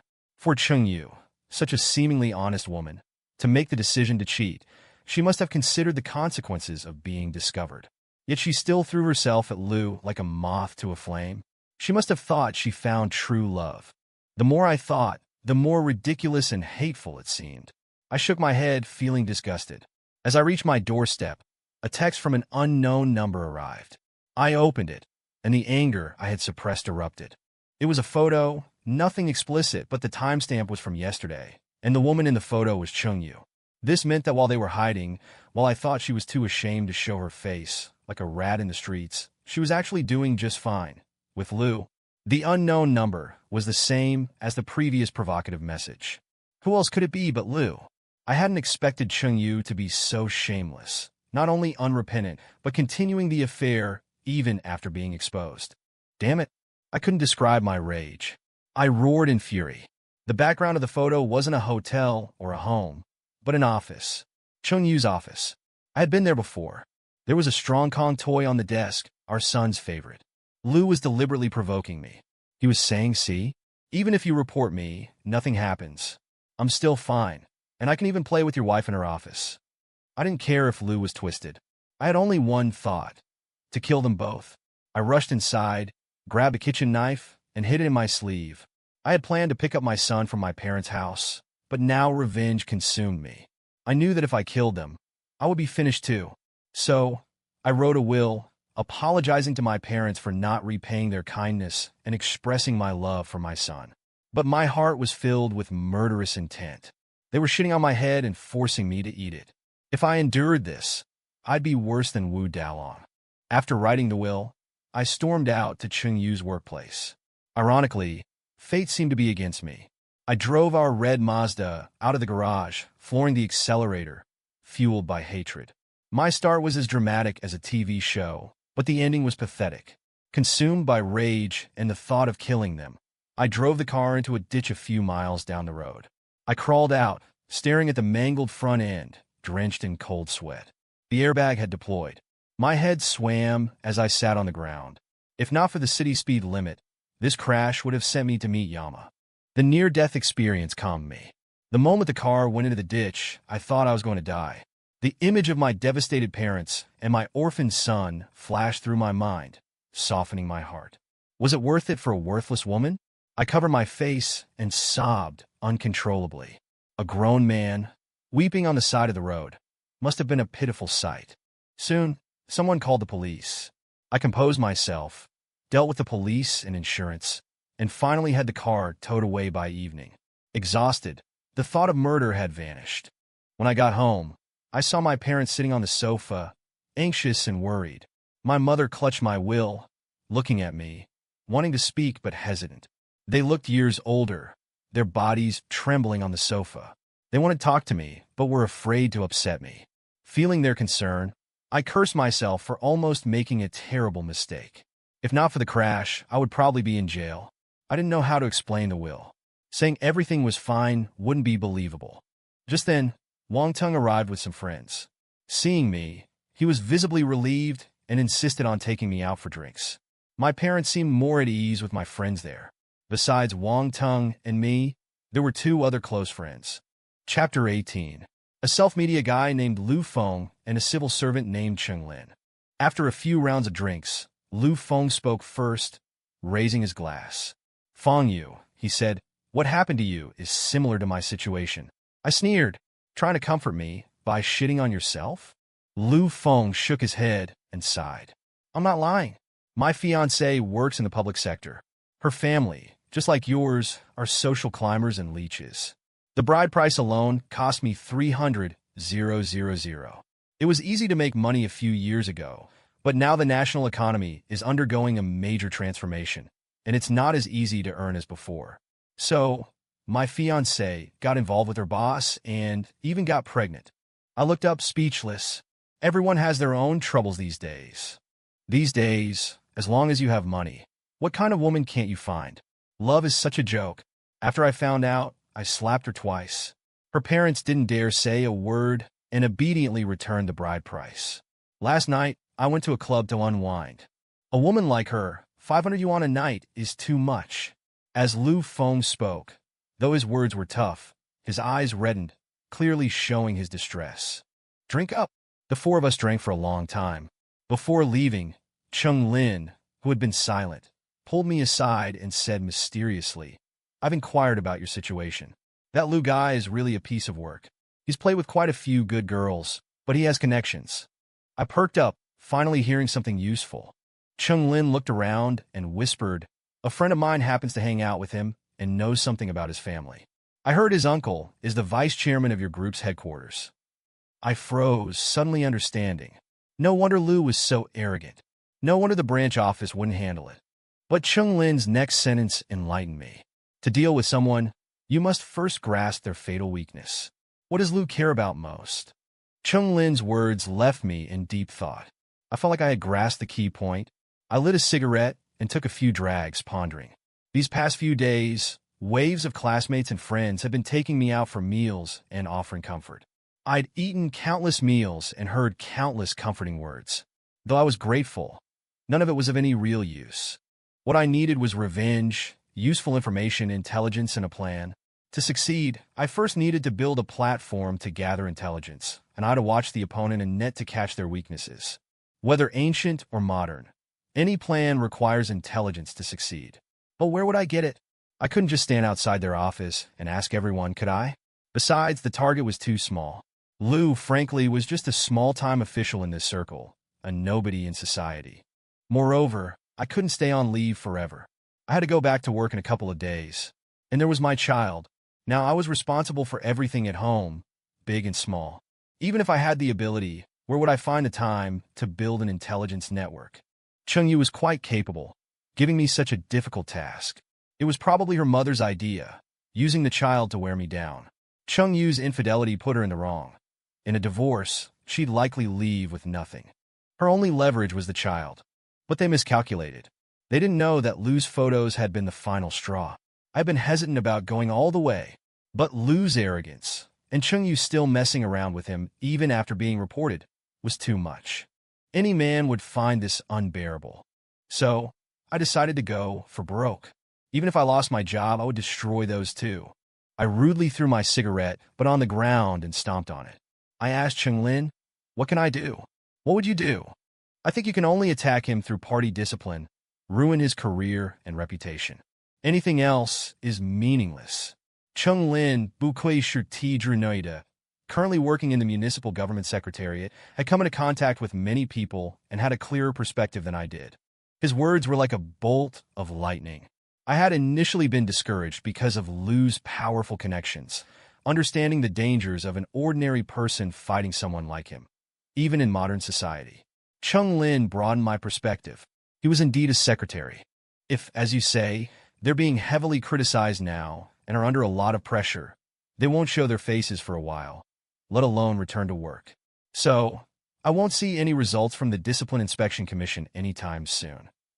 This isn't something to rush. His relatives have such a powerful background, so he must be eager to climb higher. Just wait and see. Chung Lin smiled mysteriously. His words reminded me. Normally, if my father were in charge of propaganda in the political and legal system, and I entered the same system, I would definitely try to advance further. Lu had this opportunity, and as Chung Lin said, he had started building momentum years ago, clearly paving the way for promotion.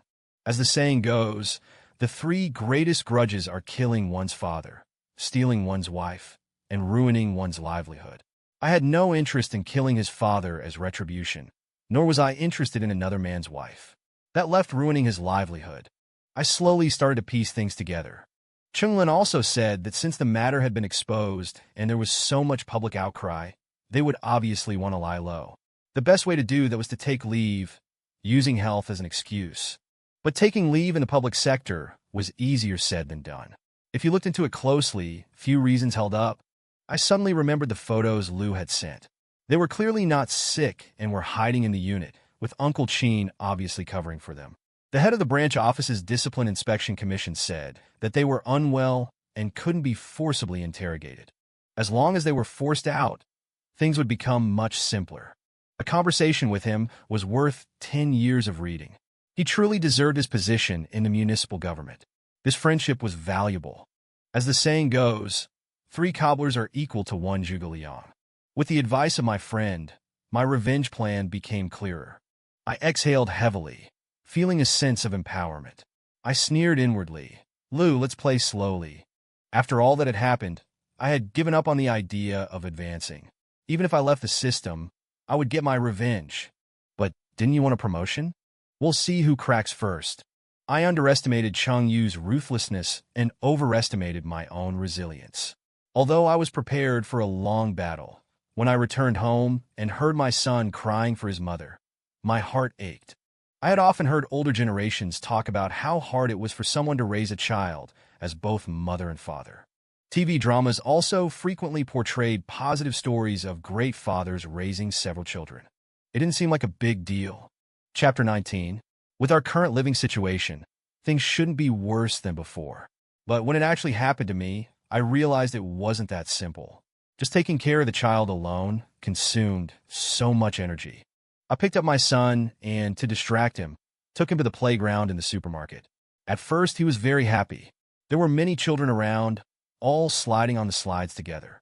But he soon stopped at a game racing car, yelling that he wanted to learn to drive. Without much thought, I spent 2 yuan and played with him once. After the game ended, he wanted to play again. I thought it was just a child being playful, so I paid again. But as we played, I felt something was wrong. My son kept staring at the road on the screen, his mind no longer on the game itself. I couldn't help but ask him what he was looking at. He pointed to a female character in the game and said, "I want to learn to drive." I was surprised. "Why?" My son thought for a moment, very seriously, then smiled. "I want to drive to find Mommy." At that moment, I almost burst into tears. If it weren't for the crowd, I would have cried my heart out. Cheng Yu's leaving made me truly understand the cruelty to our child. She was so heartless, abandoning our 3-year-old son to mess around with her lover, using our child as a bargaining chip to force me to compromise. I never imagined that a once loving couple could become so hateful, willing to hurt our son. He asked me again when Mommy would come back. His kindergarten teacher asked them to draw pictures of their mothers, hoping to complete the assignment together with them. Then his eyes reddened and he mumbled, "Does Mommy not want me anymore?" My heart felt like it was being stabbed with a knife, a dull ache. All the suppressed feelings of these past days, the exhaustion, resentment, worry, and anxiety, unconsciously and silently broke through my defenses at this moment. I'm not made of iron. I have a heart. I have feelings. A 3-year-old's words pierced the dam in my heart. Trembling, I lit a cigarette and quickly turned my back, walking towards a deserted area. After a few steps, tears welled up in my eyes. A few more steps, and I could feel the warm streams flowing down my cheeks. A man who had always considered crying a disgrace, a stereotypical tough guy, was now in tears. Finally, I knelt down Paze Changdong song and let the tears flow freely. I didn't dare to cry out loud, but my shoulders shook with sobs. I didn't dare to look up, worried my son might wander off. But as I cried, I listened intently for the sound of his laughter. Each burst of laughter felt like a stick poking in my tear ducts, making the tears flow even faster. As I sobbed, I remembered the moments I shared with Cheng Yu, the warmth of our small family of 3. However, the image gradually blurred and faded away. I wanted to hold my son in my arms and cry, but I couldn't. Then, for a fleeting moment, the image of that fat, ugly face of Lu flashed through my mind. Strangely, it was as if someone had suddenly shut off a water valve. My eyes couldn't squeeze out another tear. I took a few deep breaths to calm myself down, waiting until the burning sensation in my throat subsided and the tears seemed to have soaked into my sleeves. I raised my head. Damn it, what's the point of crying? Crying won't do a damn thing. Only women cry when they're wronged. I need to find a way to get revenge. Cheng Yu, I owe all this suffering to you. Dying with you would be too easy. I'll make your life worse than death. I wiped my face hard and stood up. I glanced in my son's direction, making sure he was all right. Then, I forced myself to calm down, waiting for the tear stains to fade before taking him home. Back home, I saw my mother's sorrowful face and my father's numb expression as they sat on the sofa. Their gazes were filled with worry. That suicide note had truly frightened them. I deeply regretted my impulsive and irrational act. They gave birth to me, raised me. They had opposed my marriage to Cheng Yu. but they reluctantly accepted it because I loved her so much. Thinking back now, it was me who caused them so much grief, robbing them of peace in their old age. Am I even a man? At that moment, I made up my mind to completely sever ties with Chung-Yu and prevent them from affecting my family any further. I don't know if I'll have a second marriage, but at least I have to live better and happier than them. I apologized to my parents, lying that I had written the suicide note to gain sympathy from my workplace and promised to discuss such matters with them in the future. They finally breathed a sigh of relief and advised me to let it go. After my son fell asleep, I went to the study and took out my phone. Calmly, I sent a text message to my mother-in-law. Tell Chung-Yu to come back and finalize the divorce. As expected, there was no response. My mother-in-law's family didn't want a divorce, at least not now. They were using my son as leverage, not only wanting to divide the assets, but also wanting more. For my son's sake, I wanted to give Chung-Yu a chance to honestly divorce, accept the consequences of her infidelity. That's all. She couldn't just commit such a grave mistake and then righteously bully me. Unfortunately, I underestimated their shamelessness. I waited for more than 10 minutes, still receiving no reply. I understood that they intended to drag this out. The silence in the study felt like a cloth suffocating me. At first, it was out of sight, out of mind in the house without Chung-Yu, but now I feel like something is missing. Anger can make adrenaline surge, sustaining a high intensity of revenge. But as time goes by and calm returns, the body feels hollowed out. The disciplinary committee's decision left me dissatisfied and resentful. It never rains, but it pours.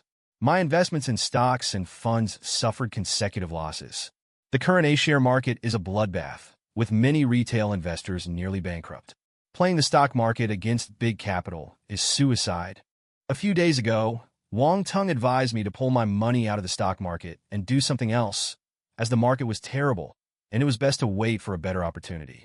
Preoccupied with revenge, I had forgotten, and now the few stocks I held had plummeted beyond recognition. I felt like my marriage was like those stocks I invested in, decorated on the outside with splendor, but rotten inside. The sudden explosion caused me heavy losses. My marriage is rotten ruined. Rubbing my tired face, I slumped over the desk and cried out in my heart. I'm so tired, truly exhausted. In the following days, I continued to contact my mother-in-law, hoping to finalize the divorce, but still received no response. They were determined to stall, and I was helpless. Chapter 20. Thankfully, my mind had begun to calm down. I spoke calmly, explaining how wrongdoing demands consequences and that the child was innocent. Unfortunately, she didn't care about the child at all, only about using him to gain something. Naturally, I returned empty-handed. Over time, I stopped pushing for a divorce. During this period, Wang Tung and the others invited me for drinks a few times and told me some bad news. Accusations have a time limit. If Chung-Yu and Liu could delay things for a few months, the internet would have forgotten about it. Then, the matter could be handled lightly. Once the storm blew over, they could both recover from their dismissals. I looked at Chung Lin, and he nodded, explaining that this was standard procedure. Therefore, the urgent task was to force Chung-Yu and Liu out into the open. Otherwise, I would be the only one jumping around while they hid in the shadows laughing. Chung Lin added that since I'd made such a big fuss, Chung-Yu's affair was now known in many work units and wouldn't be easily erased. However, Liu likely wouldn't face any disciplinary action. I took a deep breath, finally understanding why Chung-Yu was hiding. It was likely Liu's idea, a scheme to hurt me. So, the priority was to find a way to get them back to their work units, to face the disciplinary committee's investigation. But they had taken legitimate leave, and I still didn't know which hospital they were in, let alone how to drag them out. Although they were infamous in our small town, they were just ordinary people in the wider world. No one would recognize them, and even if they did, they probably wouldn't tell me. It was almost impossible for me to gather information alone. After we finished our drinks and parted ways, I walked home alone, the cold wind clearing my head a little. I strolled along the sidewalk, pondering how to force them to appear. Even if I found them, I couldn't just tie them up and deliver them to their work units. I needed to make it unavoidable for them to go back. Passing a square, I saw the Annies packing up their things after their square dancing, leaving the area deserted. The mall was also about to close. As I was about to leave, I suddenly saw a couple up ahead, hugging and cuddling, looking very much in love. They seemed familiar. Suddenly, I stared at the woman's back, my face changing drastically. The half-bald man beside her. I wouldn't forget him even if he were burned to ashes. Damn it. While I was suffering, Chung-Yu and Liu, who claimed to be sick, were out shopping, hand in hand, looking very happy. Where was the Chaote and painter mother had talked about? My head exploded. Clenching my fists, I rushed towards them. These two dogs, they deserved to die. My son was crying for his mother at home. My parents were hiding in their rooms, sighing, aged overnight. I was running around like a dog to report them, thinking they would be suffering after being dismissed. Who knew they were hiding out, happily together, hand in hand? At that moment, I had only one thought: to kill them. Why could the cheaters live so carefree, without any guilt, and the victim had to bear the pain? What about the innocent parents and child?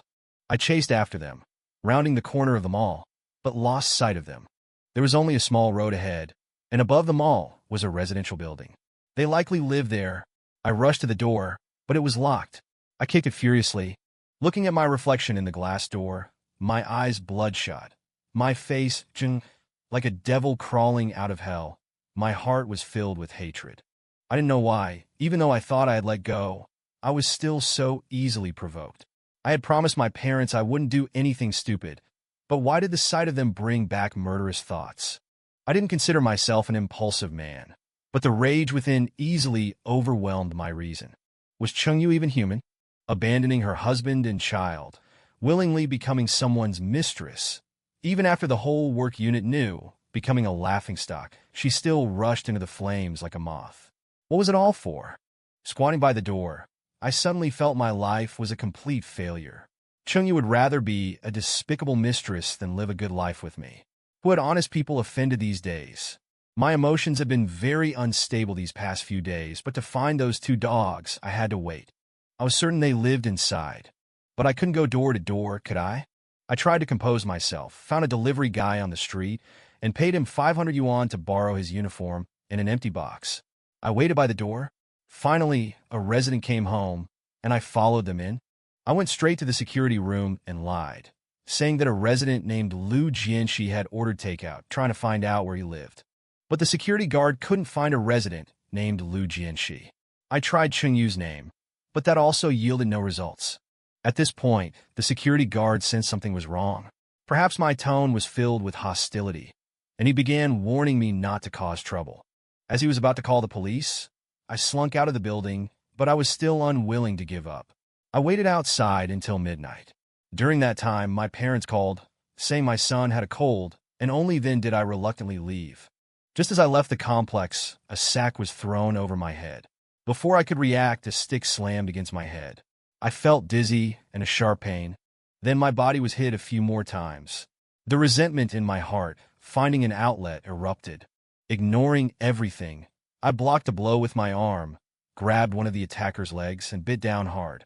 A scream followed, then curses. My usual workouts paid off. Although I didn't know any boxing, I had stamina and agility.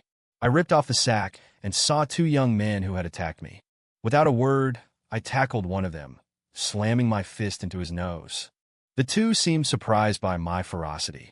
They panicked, didn't fight back, and turned to run. The pain from the blows I had received prevented me from chasing them. I could only watch them escape. Sitting on the ground, I felt warm liquid flowing from my head. My scalp throbbed. Before losing consciousness, I made a phone call and then lay down. When I woke up, I was in a hospital room, the smell of disinfectant stinging my nose, making me feel sick. Wang Ting walked into the ward. Seeing me awake, he was relieved and exclaimed, "You're awake." I breathed a sigh of relief and asked what had happened. It turned out I had been unconscious for a whole night. I immediately tried to call my family, but Wang Ting stopped me, saying he had already told my parents that I was drunk and sleeping at home. Then he asked me why I had been beaten. I told him about seeing Chung-Yu and Liu and how I was ambushed after leaving. Chapter 21. Wang Ting was indignant and furious. It must have been Liu who arranged this. He's so damn arrogant. I've already called the police, but unfortunately, there were no surveillance cameras where it happened. That bastard got off easy. Chapter 21. Wang Tung was indignant and furious. It must have been Liu who arranged this. He's so damn arrogant. I've already called the police, but unfortunately, there were no surveillance cameras where it happened. That bastard got off easy. My heart was filled with a burning desire for revenge. Initially, for my son's sake, I didn't want to completely destroy Qingyu, but that kind of person doesn't deserve mercy. I spent 3 days in the hospital with Wang Tung taking care of me. Luckily, I blocked the 2 heaviest blows with my phone. Otherwise, it wouldn't have just been a scalp wound. I suspect Liu saw me that night, and, fearing retaliation, decided to strike first. Discharged from the hospital, I stood at the main entrance, clenched my fists, and thought, "You forced my hand. This path is blocked, but I still have to walk it, otherwise Liu will think I'm afraid of him. But I can't be stubborn."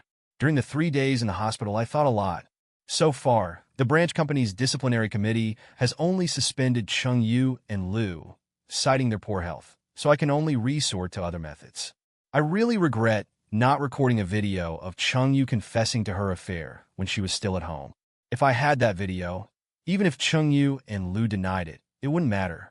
It's precisely because of the lack of video evidence that I'm now in such a passive position. Those chat screenshots clearly show something is wrong with their relationship, but the extent of the problem is still up to their interpretation. Many things, when phrased differently, take on a completely different meaning. Those who don't know the truth might even applaud. I racked my brains, but couldn't find a good solution. Wang Tung, worried about my mental state, suggested I go to his place, but I declined, knowing his good intentions. I hadn't been home for 3 days, and my parents must be worried sick.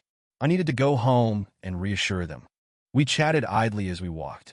Suddenly, we rounded a corner and almost ran into a utility pole.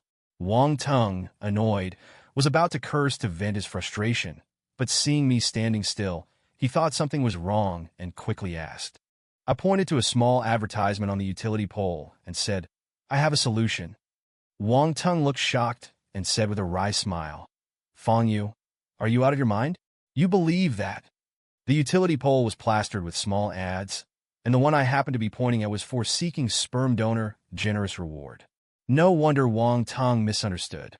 I shook my head, took a deep breath, and said in a low voice, "I know how to force them out." I didn't answer Wang Tung's further questions. I sneered inwardly. "Since you're shitting on my head and forcing me to eat it, don't blame me for being ruthless.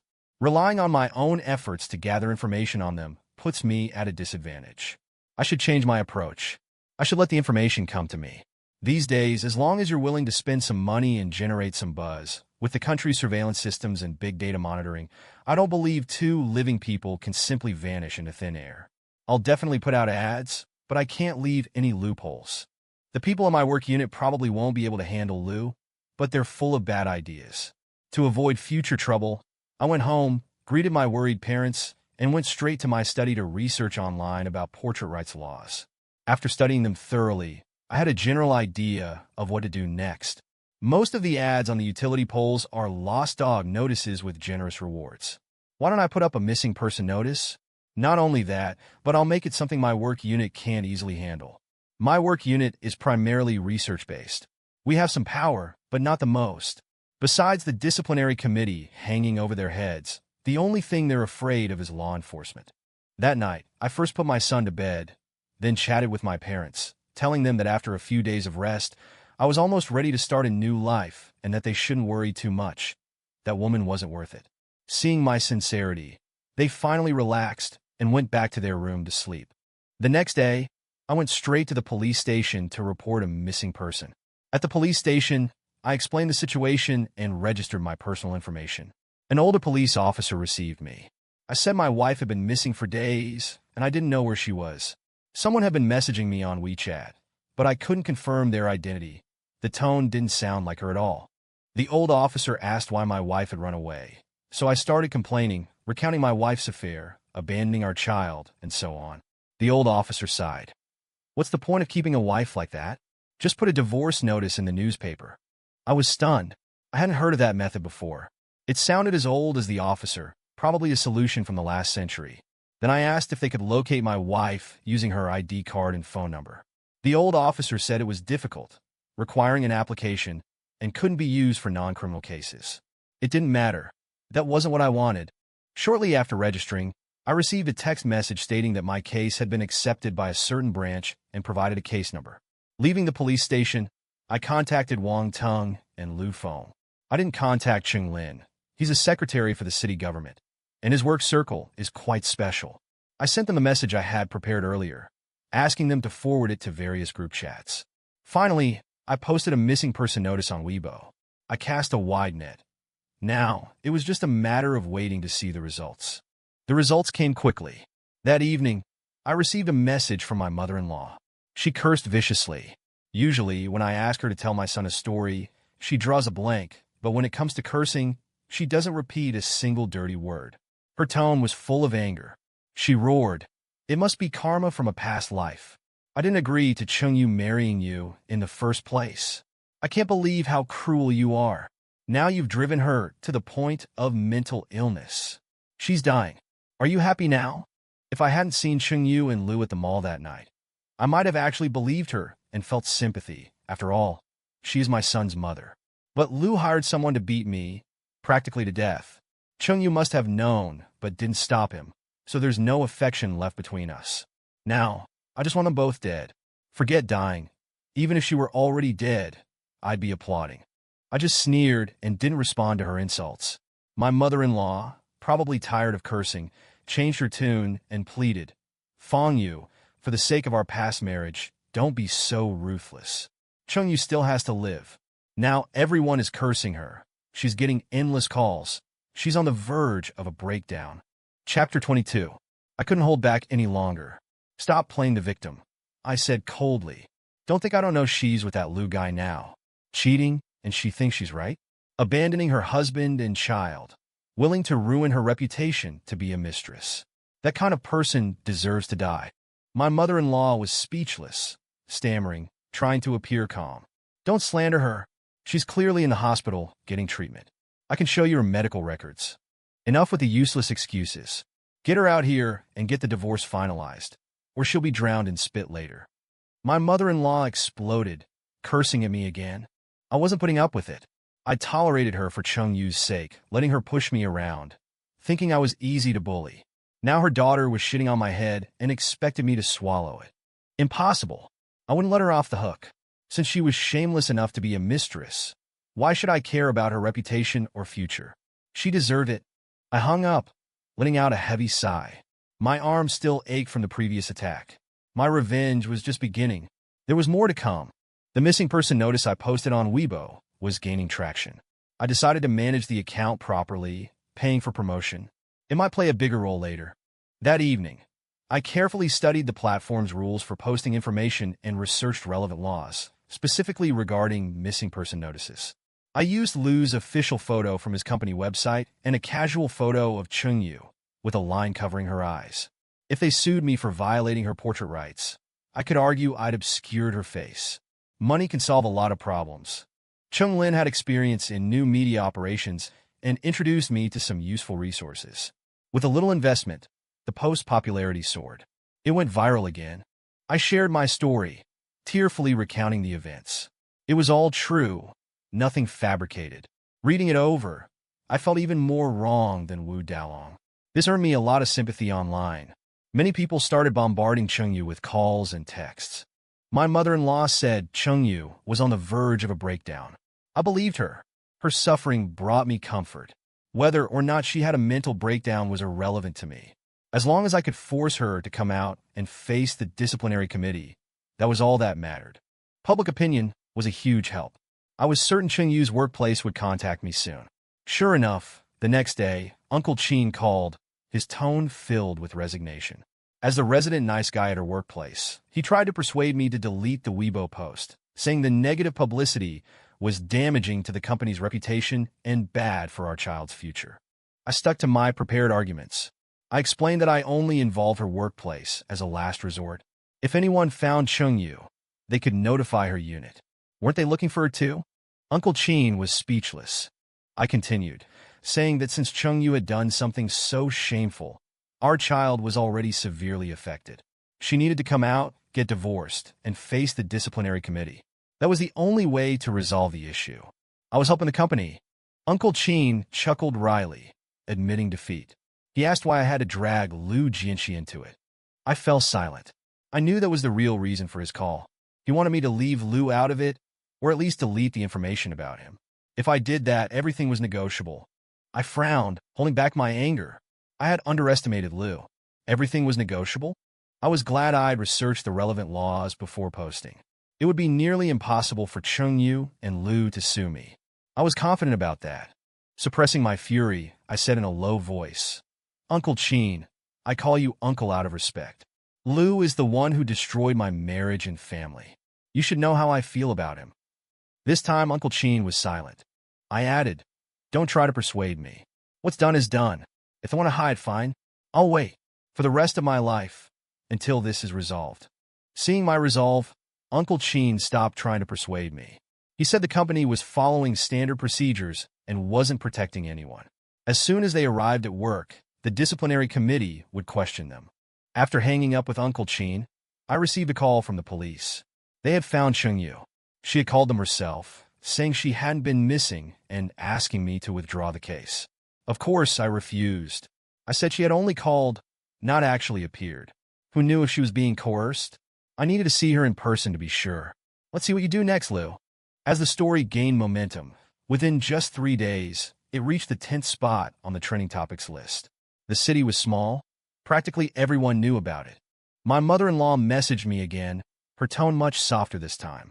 She begged me to show mercy. Chengyu was afraid to leave the house and had developed depression. If I wanted my son to see his mother again, I shouldn't push her over the edge. I hung up without a word. I didn't want to deal with her. She then sent a barrage of voice messages, undoubtedly filled with curses and insults. If I wasn't so eager to divorce Chengyu and needed a way to contact her, I would have deleted my mother-in-law's WeChat contact. Seeing my determination, my mother-in-law sent one last message. "If my daughter dies, you'll be buried with her." I shot back that a woman like her dying would be a contribution to society, preventing her from harming others. After venting my frustration, I stopped replying. After the Weibo post blew up, many people were following the story. Lu, however, claimed he was under immense stress, had developed heart problems, and was hospitalized. I knew it was a delaying tactic. Then, Wang Tung told me Chengyu, unable to bear the barrage of calls and messages, had jumped to her death. For a moment I panicked. How could such news suddenly surface? But then I looked at my mother-in-law's WeChat, silent for days, and I had an inkling. This was most likely a ploy. I quickly understood their sinister intentions. People tend to forgive the dead, unless they were truly evil. With Chengyu under fire from all sides, news of her suicide would shift public opinion. Chapter 23. All right, well played. This retreat as an advanced melodrama really is admirable. It genuinely put me on the defensive for several days. Based on what Wang Tung told me and the screenshots he showed, people at Chengyu's workplace were bad-mouthing me. Some groups were bashing me. And the same thing was happening on Weibo. This is getting interesting. I never thought a couple could still play palace intrigue games. This should be the first time I've been on the offensive against Chengyu and Lu, while they're on the defensive. Chengyu's attempted suicide and Lu's supposed heart attack, after spreading online, did cause me quite a bit of trouble. The number of people cursing me online started to increase. But I didn't care. I was waiting for an opportunity. Haven't I suffered enough humiliation and injustice during this time? I'm immune to even the harshest words. I was just waiting for my chance. Ever since my Weibo account became popular, it attracted a lot of attention. Onlookers, Lu's competitors, even his uncle's enemies. It's a mixed bag, but I'm certain some of them are stirring the pot and don't want the hype to die down. Sure enough, after a few days of being cursed at, someone sent me a private message. It was a photo, with the time and location noted, of Chengyu arm in arm with Lu shopping. Even though I was somewhat prepared, seeing those two lovebirds together made me curse out loud. I'd actually felt a flicker of pity when I heard about Chengyu's suicide attempt. I was such an idiot. Someone as heartless and selfish as Chengyu, who abandoned her husband and child, would never actually kill herself. Regardless of who sent me the private message or their motive, it helped me. I edited it slightly and posted the picture on Weibo. Weren't one of them supposed to have jumped off a building and the other hospitalized with a heart attack? Why are they happily shopping together? The picture caused a huge reaction. The netizens who had previously defended Chung Yu all apologized to me. Chung Yu and Lu were in trouble. They had deceived the public and faced the backlash. I had a hunch that the picture from the stranger might be the turning point in dealing with Lu. Naturally, I hoped that under the pressure of public opinion, Lu would be punished. But he remained unfazed, like a pig isn't afraid of boiling water. Not only that, he even sent me a message to taunt me. Even through the phone screen, I could imagine his arrogant face. I was furious and threatened to kill him. Of course, he didn't take it seriously. I thought this would drag on, but just a few days after the photo incident, Lu actually called me. Haven't given up yet? His voice made my adrenaline spike. That dog, Lu Jianxi, dared to call me? Wasn't he asking for it? I cursed him out, disregarding any pretense of civility. I remembered being attacked in that alley, and my head still hurt. Last warning. If you continue to report me, I won't be so gentle. Look, Fang Yu, we're both men. Women are just clothes. If they don't fit, you change them. Why make this into a blood feud? It's not doing you any good. Lu chuckled, his tone playful. Tell you what, I don't want her anymore. I'll tell Chung Yu to go back and live a good life with you. How about it? I swore at him, gritting my teeth. Only if you let your mother and your wife sleep with me for 2 years. If you can accept that, then I can. How about it, Lu? I have plenty of time. We can play this game slowly. Lu said unhappily. Fang Yu, I'm trying to reason with you. Don't be ungrateful. Don't think I'm afraid of you. This isn't good for either of us. And Chung Yu's suicide attempt was real. She broke her leg. I sneered, saying harshly, why didn't she just die? Abandoning her husband and child for a scumbag like you. Even God can't stand it. That's just spiteful talk. You can see Chung Yu really doesn't want a divorce. We have been together recently, but we haven't done anything inappropriate. I swear on my character. Lu paused, then added, for the sake of your years of marriage, don't force her to a dead end. Honestly, I don't care. You can't touch me anyway. He was right. It had been over 6 months since I discovered Chung Yu's affair. Although my reports were successful, they were only dismissed from their positions. Anyone could persuade me to withdraw the complaint, but Lu's fake compassion was infuriating. He slept with my wife, had me beaten up, shit on my head, and expected me to swallow it. This kind of person deserves to go to hell. Seeing that I was unmoved, Lu dropped the pretense and snorted coldly. I've given you a chance. You have parents and a child. Don't get hit by a car when you go out. Oh, and I forgot to mention, although Chung Yu is a bit older, she's really good. Of all the women I've been with, she's the most obedient and cooperative. I was enraged. I rarely argued, but at that moment I hurled every insult I could think of. Lu hung up, but I continued to curse. I don't know how long I cursed for. Leaning against the wall, I felt lightheaded, almost having been driven mad by Lu. I told myself to calm down, to not lose my composure. Lu wouldn't call me for no reason. Someone must be pressuring him to resolve the issue of the complaint. But with my current intelligence-gathering abilities, aside from some insignificant gossip on Weibo, I was completely in the dark about the higher-ups in the company. I had a feeling that Lu's urgency was related to the higher-ups, but I needed to find out the specifics. Suppressing my anger, I went to Chung Yu's workplace. This time, the security guard wouldn't let me in, not to target me, but because a provincial inspection team was there to review logistics projects. I nodded. With such a high-level inspection team present, the company's secretary probably wouldn't have time for my petty issues. Wait a minute. I turned around, about to leave, when I suddenly realized that Lu's pleading might be related to the inspection team. If it was related, could I use this to my advantage? File a higher-level complaint? Lu wanted me to drop the matter, but he couldn't bring himself to back down completely. He must be feeling the pressure. If my complaint was about misconduct, it could be big or small. But if it was about corruption, that would be serious. Chung Yu climbed the ranks so quickly because she knew how to play the game. She managed logistics at her workplace, and that's precisely what the provincial inspection team was investigating. As Chung Yu's superior, Lu couldn't escape responsibility if something went wrong. If I could find something on him and report it directly to the inspection team, it would simplify things. Chapter 24. My marriage with Chung Yu lasted over a decade. Although I was the one putting in most of the effort, I'm much more capable than her. If I wasn't naturally averse to chasing promotions and wealth, to brag a little, I would have been a deputy section chief long ago. Ever since I reported Chungyu and that Lu guy, the consequences have been severe, but I knew what I was getting into, and I'm prepared to accept it. Worst case scenario, I'll quit my job. Chungyu often asked me to help with her annual work summaries because she had limited time on the job. I just search online and wing it based on my gut feeling. A work summary isn't as hard as a graduation thesis, right? Of course, Chungyu would also ask me some sensitive questions. Back then, Chungyu hadn't cheated, and our relationship was pretty good, so we didn't have many reservations. But there's something I can't quite recall. I remember Chungyu mentioning the misappropriation of public funds a few times. Things are becoming clearer. I definitely remember this incident, but I can't remember when it happened. Back home, I started rummaging through everything.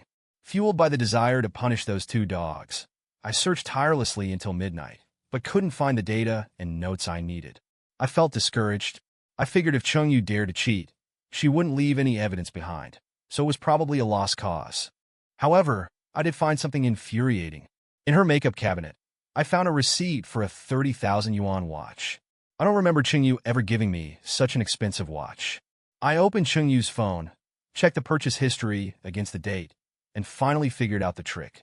Chungyu bought a watch last year, around my birthday. At the time, I assumed she spent so much money to surprise me, so I didn't say anything. Now, that watch never made it to my hands. It must have been a gift for that Lu guy. Like an idiot, I actually went through Chungyu and Lu's chat logs. That son of a bitch has the same birthday as me. Chungyu used my money to buy a watch for her lover. I'm the biggest fool in the world. How can I swallow this? I have to destroy them. Perhaps the fury of revenge sharpened my mind. I finally remembered the incident Chungyu told me about. It was December 2 years ago, nearing the end of the year. Chungyu was playing with our son, sitting across the dinner table with a worried look on her face.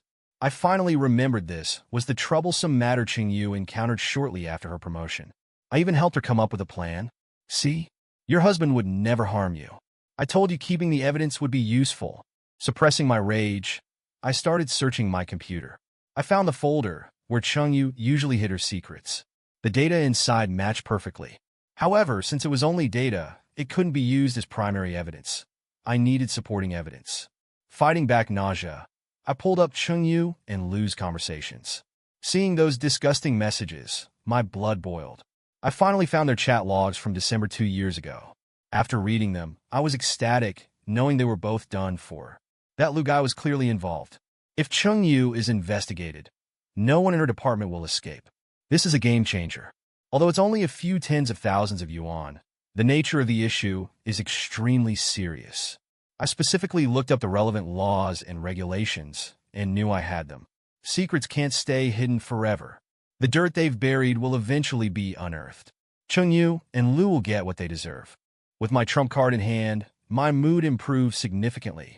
I invited Wang Tung and a few others out for drinks. Wang Tung, seeing my improved spirits, thought I was finally over it.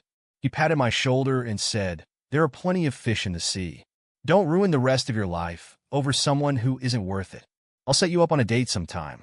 My fiancé knows some good ones." Chung Lin and Lu Feng echoed his sentiments. We had a good time. I didn't tell them about the evidence on my laptop. Firstly, it's none of their business. Wang Tung and the others have helped me a lot recently, and I'm grateful. Secondly, they couldn't help even if they wanted to. The provincial inspection team is still here, supposedly to give our unit a hard time. The municipal government wanted a loan for road construction, but our unit rejected them, so the inspection team is here to retaliate. It's just a formality. They don't expect to find any real problems. Both sides will continue to cooperate in the future. But Chungyu's unit wouldn't dream that I've found evidence of their corruption. When the inspection team sees this, they won't be able to sweep it under the rug. As the drinks flowed, we chatted about a lot. For the past 6 months, to get revenge on Chungyu and Lu, I've been consumed by hatred and anger, losing myself and becoming the biggest cuckold in this small city. But I have no regrets, except for the guilt I feel towards my parents and child. My parents have always had a good reputation around here. My dad used to be a minor official. Now, our family's misfortune, thanks to a modern-day Panjinlian, has become the neighborhood joke. I know my parents are hurting. They used to love going out for walks, but now they mostly stay home, avoiding contact with others except for taking my son to kindergarten and grocery shopping. Thinking about how my parents' reputations have been tarnished because of me, my hatred for Chengyu intensifies. It's not my fault. I'm the victim here. And then there's my son. He's only 3 years old and doesn't understand anything. When he grows up, without a mother's presence, will his personality be affected? These aren't things I need to worry about right now. As the night wound down, Wang Teng put his arm around me and said seriously, Fang Yu, I'm not kidding. My wife knows a lot of good women, definitely not like your ex-wife. Make time to meet them. You can't dwell on the past forever. I pushed him away irritably. I'm not in the mood for dating or marriage right now. Besides, given my current situation, I'm practically an internet celebrity. What woman would want me? I can't ruin someone else's life. I dismissed Wang Teng's words and hailed a cab home. I had half a gin of alcohol and felt a bit tipsy. Looking out the window at the city lights, I remained silent. With things coming to an end, what should I do next? I'll probably need a long time to lick my wounds. I don't know when I'll escape the shadow of this marriage. I gave my heart and soul to Chengyu for over a decade, only to be left with scars. I don't know if I can ever trust love again. Sigh. What am I even thinking? I'm not even divorced yet, and I'm already thinking about future relationships and marriage. Chapter 25. Driving slowly this time, traffic was heavy at night. I got the driver's permission, lit a cigarette, opened the window, and saw an infuriating scene. Ignoring the traffic, I flung open the car door and rushed out. That bitch, Chengyu, actually had the audacity to stroll hand-in-hand with Liu.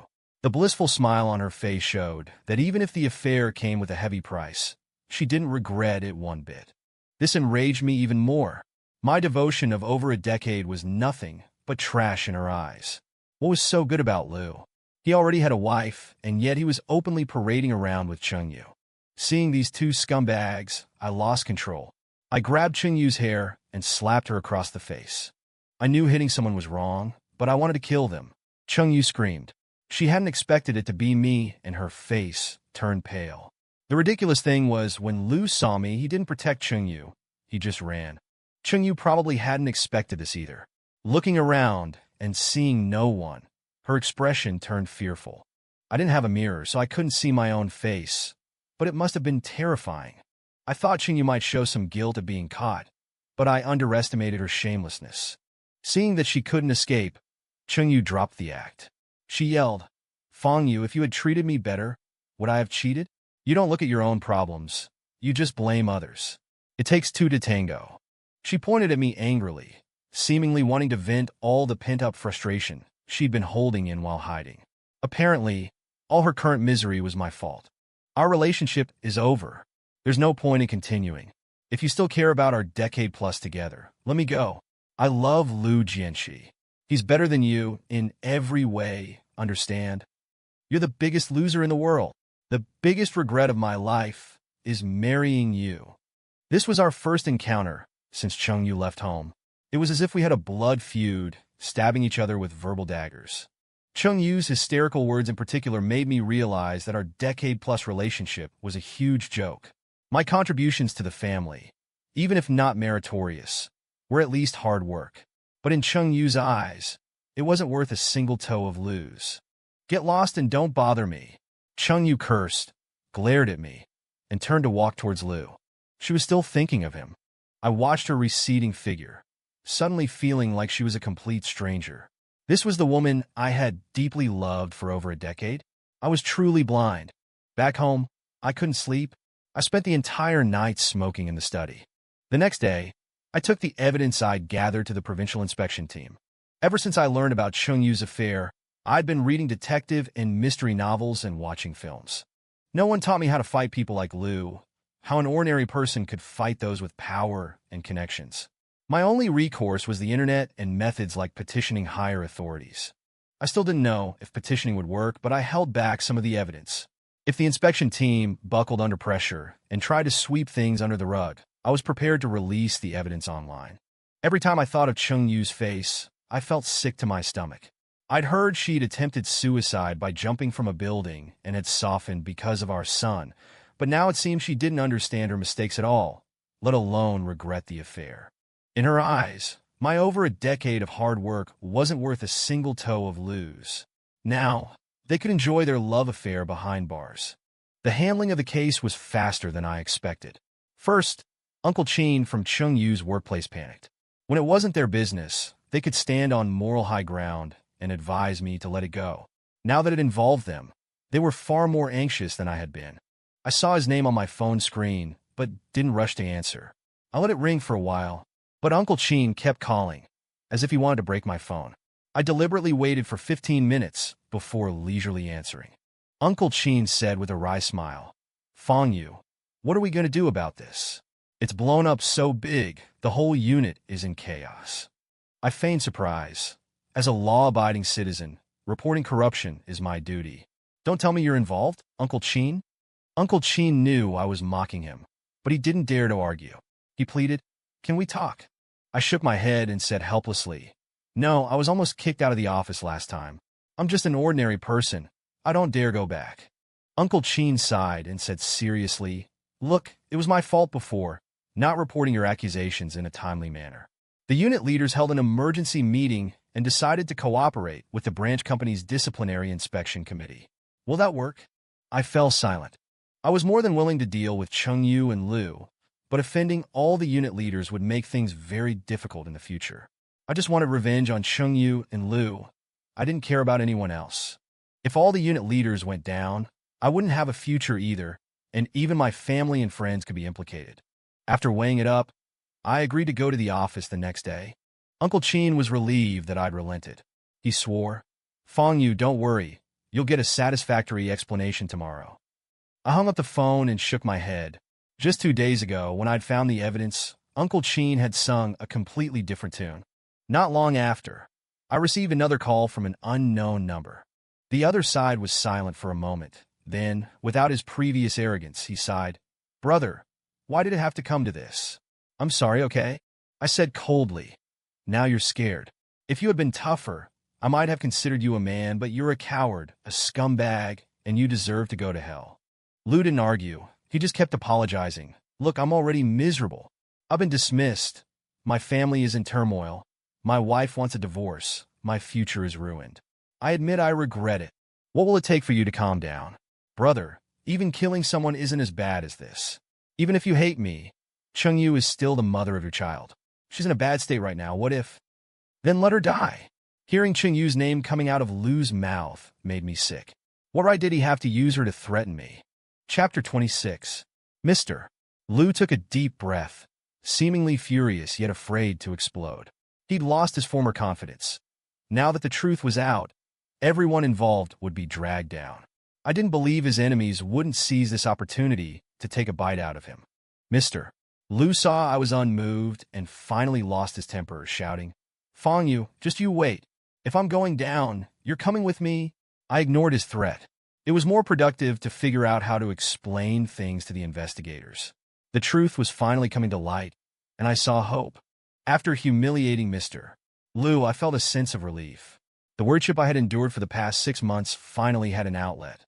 Unexpectedly, Chung Yu contacted me, wanting to see our son via video call. I refused. Now, facing jail time, she suddenly wanted to see her son? When she was with Mr. Liu, she didn't show this much concern. She deserved it. But the next day, I received a call from my mother-in-law that left me stunned. Chung Yu had jumped from the 9th floor of her office building. Her fate was unknown. My mother-in-law sent photos confirming it. She was currently in the ICU. When I arrived at the hospital, my in-laws lunged at me, wanting to take me down with them. I was numb, staring at the woman inside, my mind blank. Seeing Chung Yu's condition, I questioned whether I had gone too far, if I had been too cruel to my son's mother. I remembered picking up my son from school a few days prior. He's no longer a baby and needs his mother. He's become fond of his young teacher, reluctant to part ways each day. The most awkward moment was when a classmate's mother, who resembled Chung Yu, played with my son after school. He held both our hands, making us look like a family. I quickly let go.